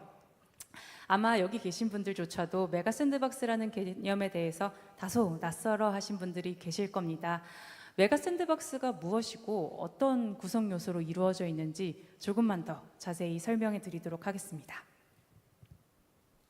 네. 메가 샌드박스란 신기술, 신사업 모델을 특정 영역 내에서 자유롭게 수행하도록 조성된 환경으로 정의됩니다. 보시는 것처럼 조금 더 구체적으로 얘기해 보면 광역 단위의 지역에서 지역에 특화된 미래 전략 산업을 선정을 하고 이 전략 산업이 가장 잘 활성화될 수 있는 생태계를 구축해 나가겠다라는 건데요. 이 생태계를 구축해 나가기 위해서는 필요한 요소들이 있겠죠. 예를 들면 규제에 대한 대폭적인 완화, 교육, 그리고 인력과 연구 개발 등의 인프라, 그리고 인센티브에 대한 집중적인 제공 등이 있겠습니다. 이러한 메가 샌드박스에는 보시는 것처럼 이 세 가지 구성 요소가 있습니다. 첫 번째는 해당 광역 단위의 지역에 특화된 미래 전략 산업 그 자체, 바로 비즈니스 모델이고요. 두 번째는 비즈니스 모델이 성공적으로 구현시키기 위한 필요 조건들, 구현 요소가 되겠습니다. 마지막 세 번째는 메가 샌드박스라는 생태계가 자생할 때까지 발생하는 크고 작은 다양한 이슈들을 해결해주는 거버넌스입니다. 먼저 첫 번째 구성 요소 비즈니스 모델을 말씀드리려고 합니다. 비즈니스 모델을 말씀드린 것처럼 쉽게 말해 사업 아이템입니다. 다만 광역 단위의 지역의 인프라를 10분 활용해야 되는 만큼 지역의 특색을 꼭 살려야겠다라는 이야기가 있어야겠죠. 단순히 작은 사업 아이템이 아니라 광역 단위의 지역의 생태계를 만들어내야 하는 만큼 아래 보시는 것처럼 산업이나 기술의 규모, 시장성, 성장성, 혹은 해당 지역의 인프라와 자원 등의 기존의 역량, 지역 내의 산업의 전략 방향성과 같이 굉장히 많은 것들이 고려되어야 합니다. 또 두 번째 구성 요소는 비즈니스 모델이라는 바퀴를 실제로 구르게 도와주는 구현 요소입니다. 바퀴가 구를 때 도로가 울퉁불퉁하면 매끄럽게 다듬어 줘야겠죠. 비즈니스 모델을 도입할 때는 굉장히 다양한 애로사항들이 있기 때문에 이러한 애로사항들을 묶어놓는 큰 영역과 아주 세부적인 요인들을 구현 요소라는 이름으로 우리는 포괄을 하고 있습니다. 네, 보시는 것처럼 구현 요소는 대표적으로 인력, 생활 인프라, 산업 인프라, 그리고 제도 이 네 가지 영역으로 구분되고 있습니다. 그리고 8대 영역으로 세분화되고 있는데요. 인력 같은 경우에 지금 당장 업무를 수행해낼 수 있는 전문 인력이 충분한가? 그리고 더하여 미래의 산업이 커졌을 때 이를 뒷받쳐줄 생산 가능 인구가 충분한지 이 두 가지로 나눠지고요. 또 생활 인프라 같은 경우에는 우리 훌륭한 인력들이 받아줄 수 있는 주거 공간이 존재하는가? 나아가서 이들을 지속적으로 붙잡아줄 수 있을 만큼 수준 높은 정주 여건의 조건을 충족하는지로 또 구분이 됩니다. 또 이어서 산업 인프라 같은 경우에는 기업 친화적인 비즈니스 환경, 그리고 전력, 도로와 같은 비즈니스 모델과 관련된 인프라로 정의가 되고요. 마지막으로 보시는 제도의 같은 경우에는 인허가 난이도와 같은 정부의 지원 수준, 그리고 지역 내 협력적인 거버넌스의 운영 수준으로 분류되어 있습니다. 많은 분들께서 지역 경제를 살리는 것이 정말 쉽지 않다라고 말씀을 주십니다. 결국 이 지역 경제를 살리기 위해서는 언급드렸던 이 모든 영역과 요인들이 빠짐없이 충족되어야 하기 때문일 겁니다. 그렇게 이 요소 하나하나를 각계 전투처럼 별도로 해결하자는 접근 방식에서 벗어나서 이 메가 샌드박스라는 새로운 생태계를 만들어서 모든 것들을 최대한 한 번에, 최대한 빠르게 해결될 수 있는 생태계를 만들어 나가자는 것이 다시 한번 짚어보는 메가 샌드박스의 의의였습니다. 네, 마지막으로 세 번째 구성 요소는 거버넌스입니다. 거버넌스란 지역 내 영역별 크고 작은 이슈들을 체계적으로 해결하기 위해서 민, 관, 학, 연을 아우르는 논의 그리고 협력 체계입니다. 앞서 말씀드렸듯 각계 전투로 이슈별 의사결정을 하는 주체와 책임자들을 별도로 개별 구성하는 것은 굉장히 비효율적이죠. 그렇기 때문에 기업, 정부, 학교, 연구기관들을 아울러서 하나의 지붕 아래 운영되게 함으로써 최대한 빠르고 명확한 논의를 하자, 명확한 의사결정을 하자라는 의도입니다. 실제 메가 샌드박스를 움직여 나가는 주체로서 기업들을 중심으로 중앙과 지역을 아우르는 영역별 의사결정자들을 한자리에 모여낼 수만 있다면, 그래서 그들을 유연하게 협력시킬 수만 있다면 실은 이 거버넌스는 지역 전체의 생명력을 순환시키는 중심축으로 자리매김할 것입니다. 네, 이로써 이제 우리는 메가 샌드박스라는 것이 첫 번째, 광역 범위에서 특화된 전략 산업을 활성화시키는 생태계를 지칭한다는 것, 그리고 두 번째, 그리고 이 메가 샌드박스라는 것이 비즈니스 모델, 구현 요소, 그리고 거버넌스, 이 세 가지 구성 요소로 이루어져 있다는 것 또한 알아보았습니다. 우리 울산에서 메가 샌드박스를 구현해내기 위해 제조 AI라는 비즈니스 모델이 정해진 만큼 이제 말씀드렸던 나머지 두 구성 요소, 구현 요소와 거버넌스에 대해 이제 고민할 차례인데요. 특히 구현 요소와 관련해서 오늘 포럼에 앞서 실제 울산의 기업들을 대상으로 AI 전환과 관련된 두 가지 설문조사를 진행을 했습니다. 먼저 결과를 화면으로 보여주실 수 있을까요? 네. 첫 번째 설문은 울산의 AI 혁신 수준에 대한 것인데요. 보시면 24년에 비교했을 때 AI를 활용하고 있는 기업이 작년에 17%에서 올해는 52%로 거의 3배 이상 늘었습니다. 고무적으로 봐야 할 부분은 AI가 전사적 역량, 성과 향상에 기여했다. 그리고 공정 효율을 극대화했다. 그렇기 때문에 전사로 확산했다라는 답변이 상당히 큰 폭으로 늘었다는 점입니다. AI 도입의 가장 초기 단계인 단순 업무 개선으로서도 굉장히 그 2배 가량 늘은 것을 보면 제조 AI로의 변화가 현재까지 큰 무리 없이 잘 진행되고 있다로 해석될 수도 있을 것 같은데요. 이러한 AI 도입에 있어서 울산 기업들은 그럼 어떤 요소가 가장 필요하다고 답했을까요? 네, 결과를 보시면 작년은 초기 비용이라는 답이 가장 많았고요. 올해에는 지자체 주도 인센티브 마련이라는 답이 1위를 차지를 했습니다. 다만 이어서 전문 인력 확보가 작년과 올해 모두 2위를 차지하고 있는데요. 올해 24년과 25년 모두 상위권에 위치한 이 전문 인력 확보서부터 차근차근히 이슈를 좀 짚어보도록 하겠습니다. 기술 전문성을 가진 인력에 대한 부족, 사실 어제 오늘 일이 아니고 특히 지방이라고 한다면 더더욱이나 또 체감되는 이슈가 아닐까 싶습니다. 어쩌면 AI 추진에 있어 가장 큰 장애 요인일 수도 있겠는데요. 그래서 이 부분에 대해서 좀 더 구체적으로 우리 네 패널분과 이야기를 나눠보고 싶습니다. 실제 제조업에서는 말씀 주신 바와 같이 도메인 현장 지식을 가지고 있지만 이를 AI 혹은 DX를 위한 데이터로 전환하고 활용하기 위해서는 결국 관련 기술 인력이 가장 필요합니다. 메가 샌드박스의 구현 요소의 첫 번째 축인 인력과 관련해서 어떤 대책이 필요할까요? 먼저 현대자동차 김덕현 팀장님 말씀 부탁드립니다. 예, 말씀드리겠습니다. 네, 울산시의 메가 샌드박스는 단순히 규제 폐지나 유예가 아닌 현장의 도메인 지식과 AI 기술을 안전하게 결합해서 실질적인 생산 효과를 내는 생태계를 만드는 것이 핵심이라고 생각합니다. 현장의 전문가는 AI를 모르고 있고 AI 전문가는 현장을 모르는 이 갭을 채워주는 것이 실질적인 인력 대책이 아닐까라고 생각을 해봤습니다. 두 가지를 좀 말씀을 드리고자 합니다. 첫 번째는 이 현장의 전문가를 AI 통역가로 양성을 해야 됩니다. 데이터 수집, 라벨링, AI 이론 이런 실무 교육을 실시하면서 현장의 지식을 AI 기술과 융합할 수 있도록 해야 되는데요.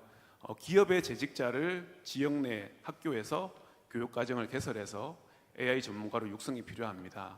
앞에서 유니스트 윤성환 교수님께서 설명하신 것처럼 이 AI 대학원, 노바투스 지역 산업체 재직자 교육 이런 교육이 있는데 이런 교육을 더욱 확대 강화해서 더 많은 실무 전문가가 AI 전문가로 성장할 수 있도록 기회를 제공해야 된다고 생각합니다. 저도 이제 실무를 하면서 AI 관련 박사 과정을 하고 싶었습니다. 하지만 이 과정 자체가 주간에만 수업이 개설되어서 좀 포기를 좀 했었고요. 앞으로 이런 과정이 개설되면 한 번 더 도전을 해보도록 할 예정입니다. 두 번째는 이 산학년을 통해서 살아있는 현장의 데이터를 활용해서 프로젝트 중심의 교육이 필요합니다.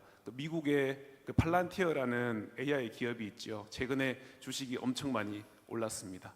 이 팔란티어는 대학교 졸업생을 채용하지 않고 미국의 이제 수능인 SAT 시험 중에 고득점 학생을 채용해서 바로 교육을 실시해서 그들이 원하는 인재로 육성을 한다고 합니다. 그래서 우리 기업들이 이렇게까지 해야 된다는 건 아니지만 울산대나 유니스트 등의 지역 내 대학교의 인재들에게 기업의 실제 데이터를 제공을 하고 기업에서는 필요한 과제를 수행하는 데이터 챌린지를 통해서 실질적인 AI 인재를 육성해야 된다고 생각하고요. 이 경우에 학생은 기업이 필요로 하는 실제 기술을 연마할 수 있고 기업에서는 필요한 AI 인재를 양성해서 좀 업무를 진행할 수 있을 것이라고 생각합니다. 네, 감사드립니다. 현장 전문가와 AI 기술의 간극을 메우기 위해서는 재직자의 AI 교육 확대 그리고 실제 제조 데이터를 활용한 프로젝트형 교육이 필요하다는 말씀 감사드리고요. 차지원 본부장님께서는 관련해서 어떻게 생각하시는지 궁금합니다. 네, 그 학교나 기업에서 인력을 육성하는 것도 중요하겠지만 더 중요한 거는 그 인력이 현장에서 계속 일하게 만드는 건데요. 간단히 말하면 잘 배운 AI 인재가 울산에 왜 계속 오냐는 거죠. 기술 인력이 현장에 가고 싶어 하는 가장 큰 동기는 자신의 성장 가능성입니다. 제조 현장에서만 접할 수 있는 AI 관련 경험을 하고 그게 자신의 커리어에 크게 도움이 된다는 생각이 들어야 그래야 계속 현장에 남아 있을 겁니다. 근데 울산은 그런 일이 일어나게 만들 적임지라고 저는 생각하거든요. 그 데이터 센터를 짓거나 LLM을 만들거나 하는 이런 범용적인 AI 기술 혁신도 일어나는 곳이지만 동시에 매우 뾰족한 전 세계 최고의 기업들이 모여 있는 곳이기도 하기 때문입니다. 조선소나 화학공장 등의 내부에 AI를 적용하고 이를 통해서 성과가 확인되고 일어나고 그래서 그게 장기적으로 가시성 있는 사업으로 계속 유지되는 그 모습이 보이면 됩니다. 현장에 특화된 AI 유즈 케이스가 잘 만들어지고 기업도 이걸로 이익을 보는 최초 케이스를 잘 만들고요. 그걸 계속 선순환시키는 과정에서 정부와 학계도 이를 한 방향으로 잘 협업하고 힘을 모으고 있구나 하는 게 보이면 기업들이 인재들이 자연스럽게 다 모이게 될 거라고 생각합니다. 네, 말씀 주신 것 종합해 보면 울산이 세계적인 제조 현장을 대표하는 만큼 이 강점을 살려서 현장에서 AI 성공 사례를 만들고 선순환을 이어가야지만 인재들이 머물 수 있다라는 인사이트셨습니다. 좋은 의견 감사드립니다. 관련해서 울산시의 대책도 궁금한데요. 송현주 과장님 말씀 부탁드려도 될까요? 네. 울산시는 지난 8월 29일에 SK AI 데이터 센터 울산 기공식과 함께 또 AI 수도 울산 선포식을 가졌습니다. 이제 울산을 AI 수도로 만들기 위해서는 무엇보다도 인재 양성이 중요할 텐데요. 저는 인재 양성을 크게 투 트랙으로 좀 진행해야 한다라고 생각을 합니다. 먼저 첫 번째로는 전주기 교육 체계를 마련하는 것이고 두 번째로는 AI 자율 제조를 위한 도메인 전문가 양성이 필요하다고 생각합니다.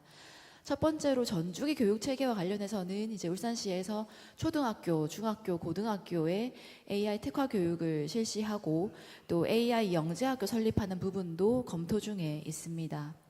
또 대학 단위에서는 유니스트에서 아까 말씀하신 것처럼 AI 대학원, 노바투스 대학원 운영 중에 있고 울산대학교와 울산과학대에서도 AI 관련 커리큘럼을 만들고 또 인재를 육성 중에 있는 걸로 알고 있습니다. 다음으로 AI 도메인 전문가 양성을 위한 제언을 좀 드리고 싶습니다. 저는 지금 이게 시청에서도 근무하지만 현대중공업에서도 지금 근무를 하고 있는데 아무리 세계적인 AI 석학이라 하더라도 조선업 생산 현장에 바로 와서 AI 에이전트를 바로 개발해라 하면 그건 정말 쉽지 않은 일이라고 생각을 합니다. 그만큼 산업체가 실제로 겪는 현장의 문제를 파악하는 것과 또 산업과 기업체에 있는 데이터를 확보하는 게 도메인 전문가 교육 과정을 개설하는 기초라고 생각을 합니다. 산업체 실무자와 AI 전문가가 협력해서 산업 분야 특성에 맞는 커리큘럼을 공동으로 개발하고 교육하는 방식이 필요하고요.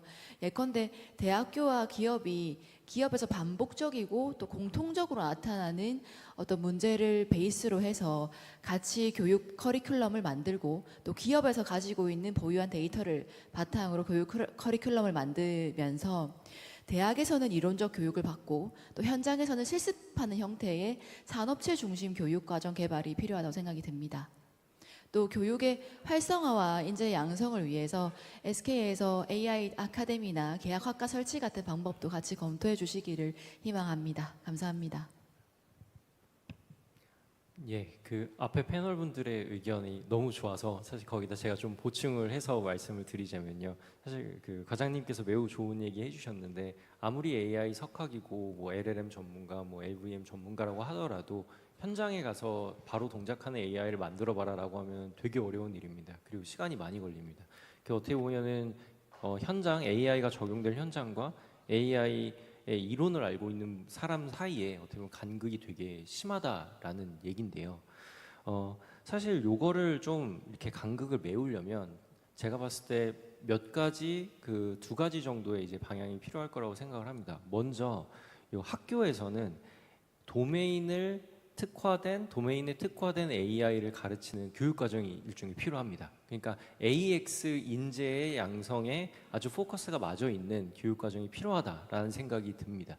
그리고 실제로 지금 울산 포함한 유니스트 포함한 그리고 전국에서도 그런 교육 쪽으로 이제 방향이 많이 진행되고 있습니다. 앞에서 말씀드렸던 유니스트 이제 인공지능 대학원에서 주도했던 그리고 노바투스 프로그램에서 진행했던 이제 현장 중심의 문제 중심의 교육 과정 이런 것들이 사실은 같은 선상에 있습니다. 하지만 이걸 조금 더 가속화하기 위해서는 학교에서 진행되는 석사과정, 박사과정도 AX에 특화된 과정들이 필요하겠구나라는 생각들이 들고요. 그리고 2번째로 사실은 이미 현장의 도메인 지식을 아주 깊이 있게 갖고 계신 분들도 AI 습득이 좀 빨라지셔야 됩니다. 그렇다면 일종의 재직자 교육이 이루어져야 되는 것인데 사실 앞에서 사실 팀장님께서 발제를 해주셨는데 야간 수업도 가능한 이제 AI 교육이 필요한 재직자 교육이 없을까 이런 얘기를 주셨습니다. 근데 마침 되게 좋은 게 저희 학교에서 이제 총장님께서 진행해 주시는 노바투스 대학원을 사실 새롭게 설립을 했습니다. 이건 어떻게 보면 노바투스 프로그램으로 문제 풀던 거를 대학원 차원으로 이제 좀 승화시켜서 진행하는 겁니다. 근데 이러한 대학원은 사실 기본적으로 재직자분들이 오셔서 들어야 되기 때문에 재직자 프렌들리하게 야간 수업 스타일로 진행을 합니다. 그래서 그러니까 재직에서도 일을 하시면서도 아주 쉽게 수업도 들으시고 AI의 고등교육을 좀 배우실 수 있는 그 방향으로 사실 수업 설계를 하고 있습니다. 그래서 매우 좀 온라인된 좀 잘 동의가 된 방향이라고 생각을 하고 그렇습니다. 네, 그래서 결국에는 좀 제 생각을 좀 정리를 해보자면 이렇게 사례 중심의 원천 알고리즘 개발 그리고 학교에서 진행되는 AX 이제 교육 과정 그리고 재직자분들의 성장 이렇게 함께 이루어지면서 AI 저희 이제 실현을 위한 제조 AI 실현을 위한 인재 양성이 이루어져야 되지 않을까라고 생각하고 있습니다. 네, 좋은 사례들 말씀 주셨는데요. 송현주 과장님께서는 전주기 교육 체계와 산업 현장 기반의 도메인 전문가 양성에 대해서 강조해 주셨고요. 윤성환 교수님께서는 학계와 기업 협력을 통한 실질적인 제조 AI 연구와 인재 양성 사례로 이제 추가적으로 또 보완을 해 주셨습니다. 두 분 모두 귀중한 의견 감사드립니다. 네, 2번째 질문으로 넘어가려고 하는데요. 여러분께서 의견을 주신 것처럼 실은 기술과 인력이 확보된다고 하더라도 해당 인력을 유지하는 것 그리고 활약할 수 있는 인프라가 갖추어지지 못한다면 지속 가능한 성과를 창출하기에는 굉장히 어렵다라고 보여집니다.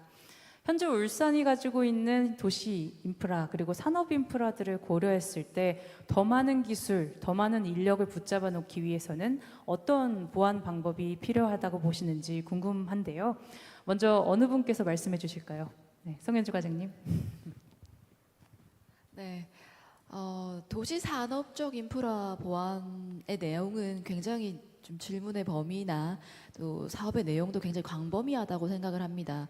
그런 차원에서 이번에 울산시에서 시청 조직 안에 AI 전담 조직을 신설해서 종합적인 도시 산업적 인프라 마련을 위한 준비를 할 예정인 것으로 알고 있습니다. 그 중에서 중요한 몇 가지 좀 말씀을 드리고 싶습니다. 좀 구체적으로 AI 활용도가 높아질수록 인프라 차원에선 전력이 가장 중요하다고 전력이 가장 중요한 인프라라고 생각을 합니다. 현재 SK에서 100메가와트급 데이터 센터에서 이제 1기가와트급으로 울산에 투자를 하려고 하고 있고 관련해서는 SK에서 워낙 준비가 잘 되어 있어서 그거에 필요한 전력이 다 준비가 되어 있지만 향후에 국가 AI 컴퓨팅 센터나 또 추가적인 뭐 AI DC나 또 AI 활용도가 높아질 경우에 지원 가능한 안정적인 전력 체계 마련이 필수적이라고 생각합니다. 울산시는 5.8기가 규모의 VUC 계산풍력 사업과 또 세울원전 3, 4호기에 한 2.8기가 용량으로 해서 전력 자급률이 한 300%에 가까워질 예정으로 준비를 하고 있습니다. 또 분산 에너지 특구로 지정이 되면은 전력 수요자 공급자 간의 어떤 직접적인 전력 직거래가 가능하기 때문에 보다 좀 안정적으로 저렴한 비용의 전력 공급이 가능하고요. 또 앞서 말씀드렸던 것처럼 VUC 계산 풍력이 가능하기 때문에 청정 에너지, 친환경 에너지 전력 공급도 가능하다고 말씀드릴 수 있을 것 같습니다. 또 그 외에도 도시 인프라 차원에서는 자율주행 실증, UAM, 또 스마트 교통체계, 또 ICT 산전안전관리와 관련해서 디지털 트윈 도시 조성과 스마트 도시 조성 사업도 추진 중에 있습니다. 덧붙여서 산업적 인프라와 관련해서는 저는 이번 이 메가 샌드박스라는 아이디어 굉장히 중요하다라고 생각을 합니다. 최태원 회장님께서 국회에서 울산을 AI 자율제조 메가 샌드박스로 구축하자라는 말씀을 예시를 들어가지고 말씀을 주셨는데 이 메가 샌드박스가 사회자님의 방금 이 질문을 담아낼 수 있는 좋은 방법이라고 생각이 듭니다. 산업적인 자율제조 분야에서 AI 산업적 인프라를 뭘 담을까라고 고민을 하면은 앞서 발제하신 에트리에서나 여러 이제 산업 기반 구축 사례라든지 아니면은 R&D라든지 여러 가지 다양한 사례들이 있을 텐데 메가 샌드박스라는 것은 이걸 어떻게 집적화시키느냐에 대한 문제라고 생각을 합니다. 그래서 산업적인 인프라를 넣고 집중화시키고 또 관련한 R&D를 집중화시키고 또 이거를 수행할 수 있는 혁신기관들을 울산에 집중화시킨다라면은 그 산업적 인프라를 담아낼 수 있는 큰 그릇을 마련한다고 생각이 듭니다.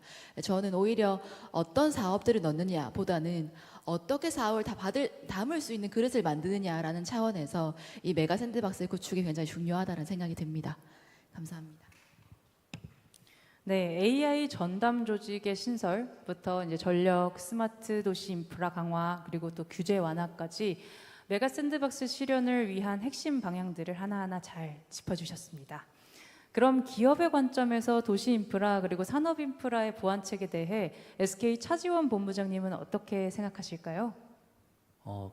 제가 앞서 이제 메가 샌드박스에 대해서 자세하게 설명을 들었는데 AI에 대한 인프라와 그걸 활용할 수 있는 구체적 테스트베드 그게 전부 한 지역에 같이 붙어 있고 그것도 규제 완화까지 같이 고려될 수 있다는 거 진짜 강력한 체제거든요.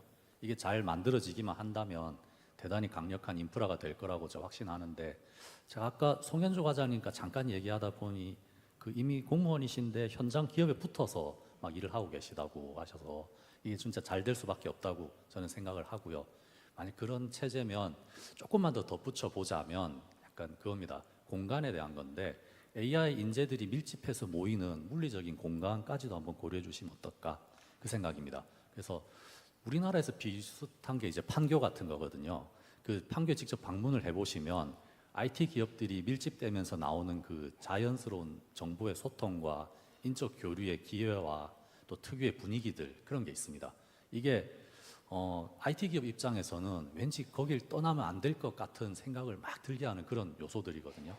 그래서 울산도 제조 AI 영역에서 그런 강점을 가져가는 지역이 되려 한다면 그런 약간 인문학적인 요소까지 좀 고려해 주시면 훨씬 좋을 것 같다 생각을 하고요. 그러려면 그게 일종의 이제 물리적인 구심점 같은 게 있어야 되는데 아까 제가 들었던 그 울산 공원 같은 것도 좋은 예가 될 것 같고 근처에 바로 대학이 있으니까 혹은 기업의 R&D 센터, 연구소 이런 것도 있을 것 같은데 그런 점도 좀 고려해 주시면 좋겠다 이렇게 생각합니다. 네, 저도 이어서 좀 두 가지를 말씀을 드립니다. 첫 번째는 데이터 수집과 분석을 위한 인프라입니다.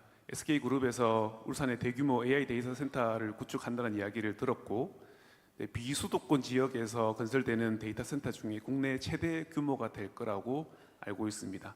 하지만 이런 데이터 센터만 있다고 해서 AI 기술을 개발할 수 있는 건 아니고요.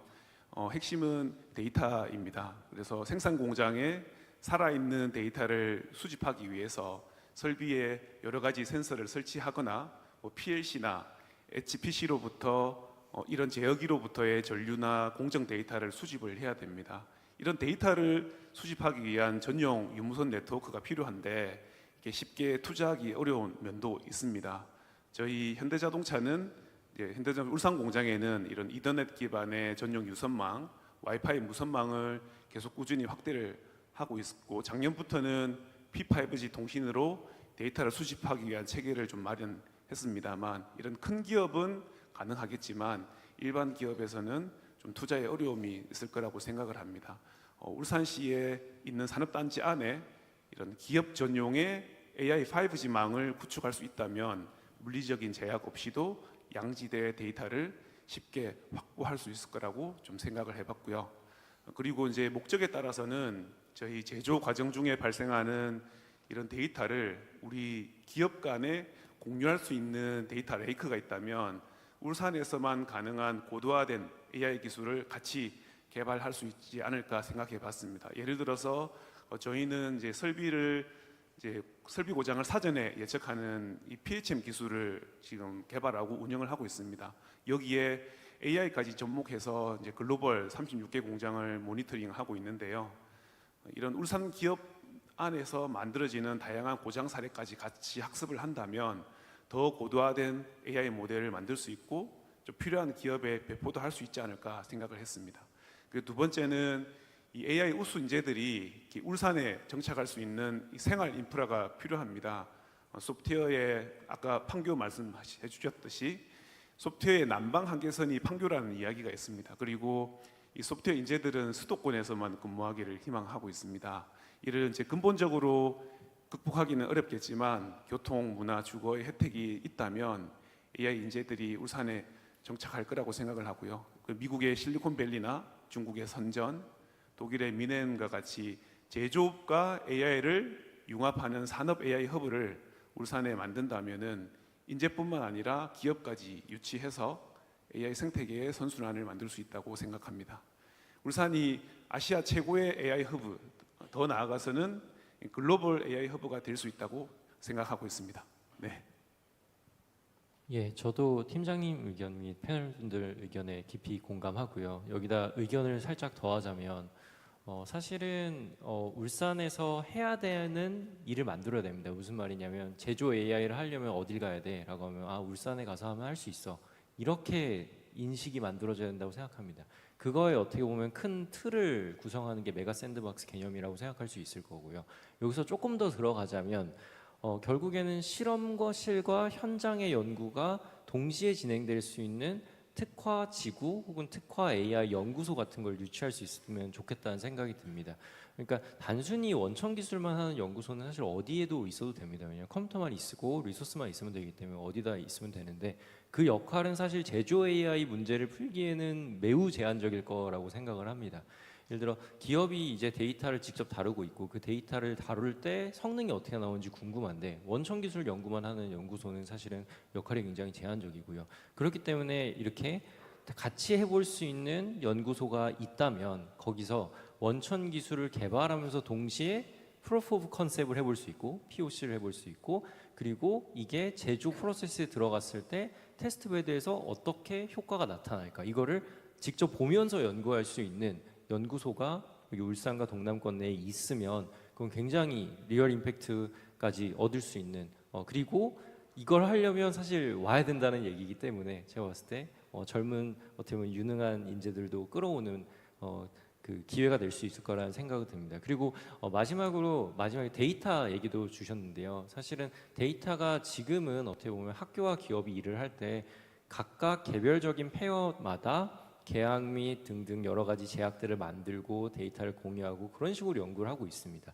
하지만 이런 거를 좀 한 번에 풀어줄 수 있는 지구 혹은 어떻게 보면 특구 같은 게 있다면 그거를 통해서 조금 더 이렇게 액티브한 데이터 교환 및 데이터 학습이 이루어질 것 같고, 그렇다면 뭐 진정한 제조 AI 허브로 나아갈 수 있지 않을까라고 생각하고 있습니다. 네, 세 분 말씀 감사드립니다. SK 차지원 본부장님과 현대자동차 김덕현 팀장님 그리고 유니스트 윤성한 교수님 모두 울산을 제조 AI의 허브로 만들기 위해서 AI 인프라 구축, AI 인재 정착을 위한 환경 조성이 중요하다. 특히 제조 특화 AI 연구소와 현장 실증이 핵심이다라는 말씀을 주셨습니다. 실질적이고 통찰력 있는 의견 다시 한번 감사드립니다. 또 이어 세 번째 질문 이어나가려고 하는데요. 앞서 울산시에서 기업을 적극적으로 지원하면서 변화와 혁신을 이뤄내는 사례를 살펴봤습니다. 이처럼 기업 친화 도시에서 울산은 대한민국의 제조업의 근간이 되어 왔는데요. AI 시대에는 이에 걸맞는 규제 타파, 인센티브 제공과 같은 지원책들이 꼭 필요하다고 생각이 됩니다. 그렇다면 제조 AI를 위한 특별한 정책에는 어떤 것들이 있을지 한번 들어보도록 할까요? SK 차지원 본부장님. 저는 이제 제 경험을 통해서 좀 말씀드려보고 싶은데, 저는 이제 개발자 출신으로 현장에서 AI를 적용하는 일을 하고 있습니다. 근데 그 과정에서 보통 딱 닥치게 되는 게 명장이라고 하죠. 그 고숙련자분들의 업무 노하우, 그걸 어떻게 AI화 하는가 이건데, 당연히 해야 될 것 같고 별거 아닌 것 같고 할 것 같지만 쉽지 않습니다. 이게 자료를 보면서 좀 말씀드리고 싶은데, 요즘 그 성능이 올라가고 있는 초거대 AI 모델 이거 나오기 전에도 저희는 시각 모델, 뭐 음성, 문서 이런 뭐 데이터 분석을 통해서 AI를 다 만들어 왔었거든요. 그런데 이것들 기존 방식은 이것들 다 따로따로 동작하는 것들이었습니다. 그래서 AI가 저렇게 분석을 하더라도 통찰은 일어나기 힘들었었는데요. 지금 나오는 AI들은 자연어에 기반한 추론 능력 하에서 거기에 저런 이미지 코드 수치 이런 것들을 추가해주는, 예를 들면 명장에게 눈각이와 손발을 달아주는 이런 식으로 발전하고 있습니다. 그래서 이게 종합적인 판단이 가능하게 되는 건데요. 이걸 산업 현장에서 이 변화 양상을 생각해 보면 이겁니다. 명장의 노하우라는 그 비정형적인 그 무엇이 이제 AI화 되겠구나 하는 일이거든요.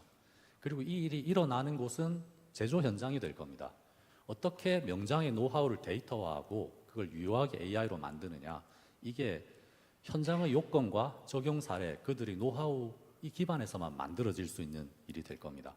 근데 이게 아직도 누구도 시도 못한 분야고요. 지금 VLM 쪽을 통해서 시각 데이터는 그게 빨리 일어나고 있지만 나머지에 대해서는 아직 시도하는 일이 많이 안 일어나고 있기 때문에 리스크도 큰데요. 그래서 정책적인 도움도 많이 필요하다 생각합니다. 두 가지 정도 생각하는데, 첫 번째는 그 AI 기업이 현장과 손을 잡고 제조 AI를 만들려는 시도에 대해서는 초기에 인센티브가 반드시 좀 있어야 됩니다. 저희가 기존에 했던 바우처 같은 거 될 수도 있겠지만 그걸 주고 대신 유효한 시도인지 검증하는 방안도 꼭 있어야 될 거라고 보고요. 두 번째로 이게 더 큰데, 현장은 자신의 노하우와 데이터를 내놓아야 되는 거고, 또 기업들은 방대한 AI 인프라와 인력과 트레이닝하는 역량 등등을 내놔야 되는데, 이렇게 해서 만들어진 그 데이터와 역량이 합쳐진 그 무엇, 그거 이제 나중에 결과를 나눠야 되는데 양사 간의 신뢰가 굉장히 필요하거든요. 지금은 이게 각 기업 간에 서로 붙어서 어떻게든 이제 뭐 방법을 찾아가는 과정인데, 만약에 특구 같은 게 만들어져서 이 안에서는 데이터와 결과가 공유되고 그걸 정부의 지원 하에 안전하게 서로 과실을 나눌 수 있는 장치가 마련되면 훨씬 더 폭발력 있게 산업이 발전할 수 있을 거라 생각합니다. 네, 저도 좀 의견을 좀 보태자면은 이 AI로 학습하고 추론을 위해서는 고성능 서버, 뭐 GPU가 많이 필요합니다. 당연히 이제 대규모 투자가 좀 들어가게 되는데, 최근에 이제 미국 관세 문제라든지 이런 그 어려운 경영 환경에 저희가 처한 상황입니다. 그래서 AI 투자에 대한 뭐 세액 공제 확대라든지 R&D 비용에 대한 인정 범위 확대 등의 이제 구체적인 지원 정책이 마련되면 기업들의 AI 도입이 더 가속화되지 않을까 생각을 하고요. 그리고 이제 울산시에 구축하는 데이터 센터를 좀 여러 기업이 같이 사용하는 방법도 좀 구체화했으면 좋겠습니다. 네.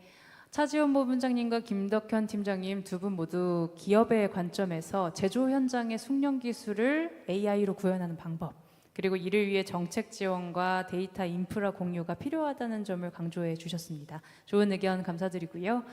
그렇다면 학계의 관점에서 윤성환 교수님은 이 질문에 대해 어떻게 생각하는지 한번 의견을 들어보려고 하는데요.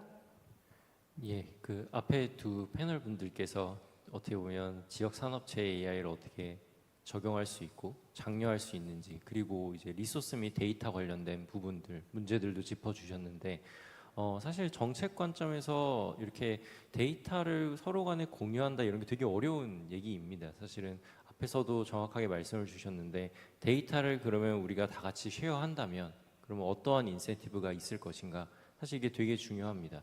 그래서 정책 관점에서 요 참여하는 기업들, 참여하는 기관들이 서로 간에 약속이 된 인센티브들이 좀 필요합니다. 예를 들어 이제 그 특구 내에서 같이 들어와서 데이터를 공유하고 AI 개발을 같이 한다면, 그러면 서로 간의 데이터들을 어떻게 쉐어할 거고 어떻게 공유할 거고, 그리고 그게 AI의 학습에 도움이 많이 됐으면 그러면 그것에 대해서 어떻게 인센티브를 나눌 거냐, 이런 거에 대해서는 사실은 각 기업별로 하기가 되게 어렵습니다. 제가 알기로는 되게 어렵고, 요거는 좀 이거를 다 플레이어들을 모아주고 한 번에 룰을 만들어줄 좀 가운데 센트럴라이즈된 기관이 필요합니다. 사실 제 생각에는 그런 것들을 좀 정부 혹은 저희 지자체에서 좀 해줄 수도 있지 않을까라는 생각도 들고요. 그런 어떤 룰을 따른다면 많은 분들이 들어오고 많은 기관들이 들어오고, 그럼 들어올수록 요 특구 내에 어떻게 보면 데이터 쉐어와 AI 학습이 더 고도화되고 이렇게 가능하지 않을까라고 생각을 합니다. 네, 기업별로 폐쇄적인 AI 학습보다는 정부가 보증하는 안전한 데이터 관리, 그리고 다자간의 AI 학습 지원 정책의 필요성에 대해서 잘 설명해 주셨습니다.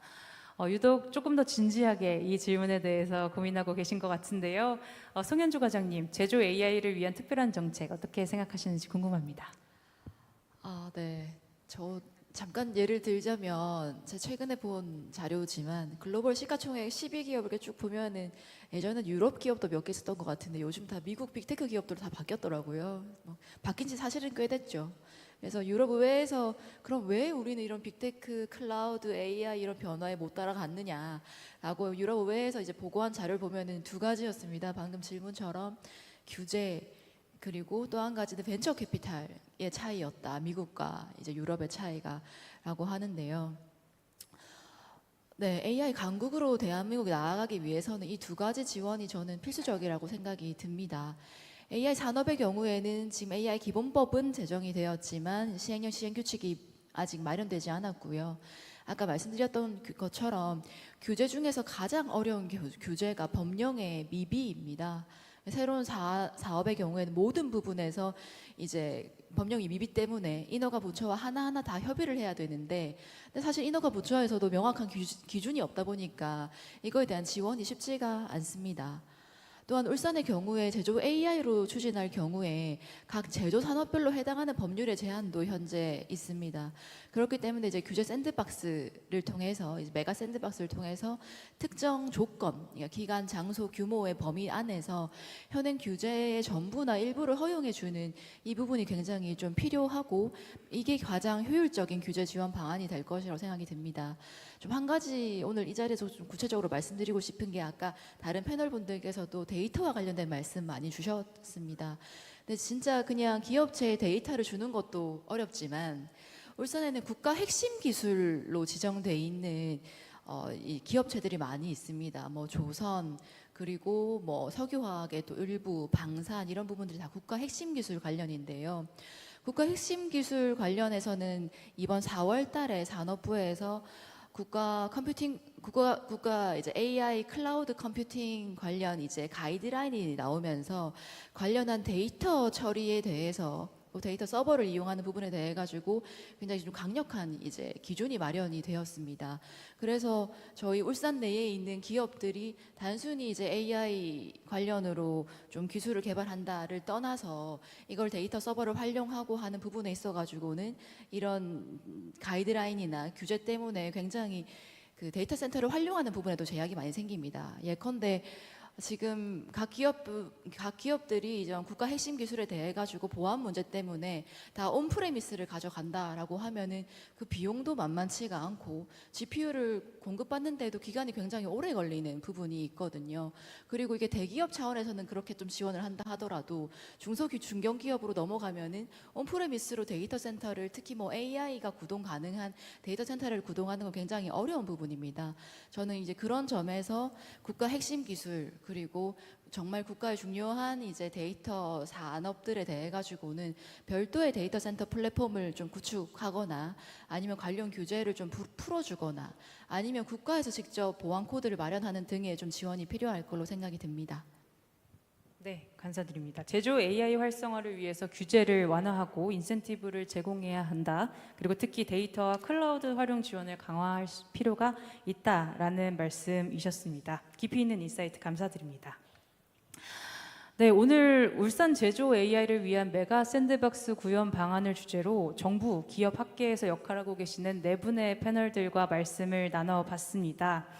아무쪼록 오늘의 논의가 울산을 중심으로 미래 제조 AI 비즈니스와 구현 요소들을 깊이 있게 살펴봄으로써 미래 자생적 생태계를 만들어 나갈 수 있는 메가 샌드박스가 우리 울산에 성공적으로 도입되는 마중물이 되기를 기대하겠습니다. 2025 울산 포럼 첫 번째 패널 세션 토의는 여기서 마무리하겠습니다. 네 분 모두 고생 많으셨고요. 네, 함께해 주신 여러분 감사드립니다. 네, 여러분 박수 부탁드리겠습니다. 네, 잘 들었습니다. 자, 우리 울산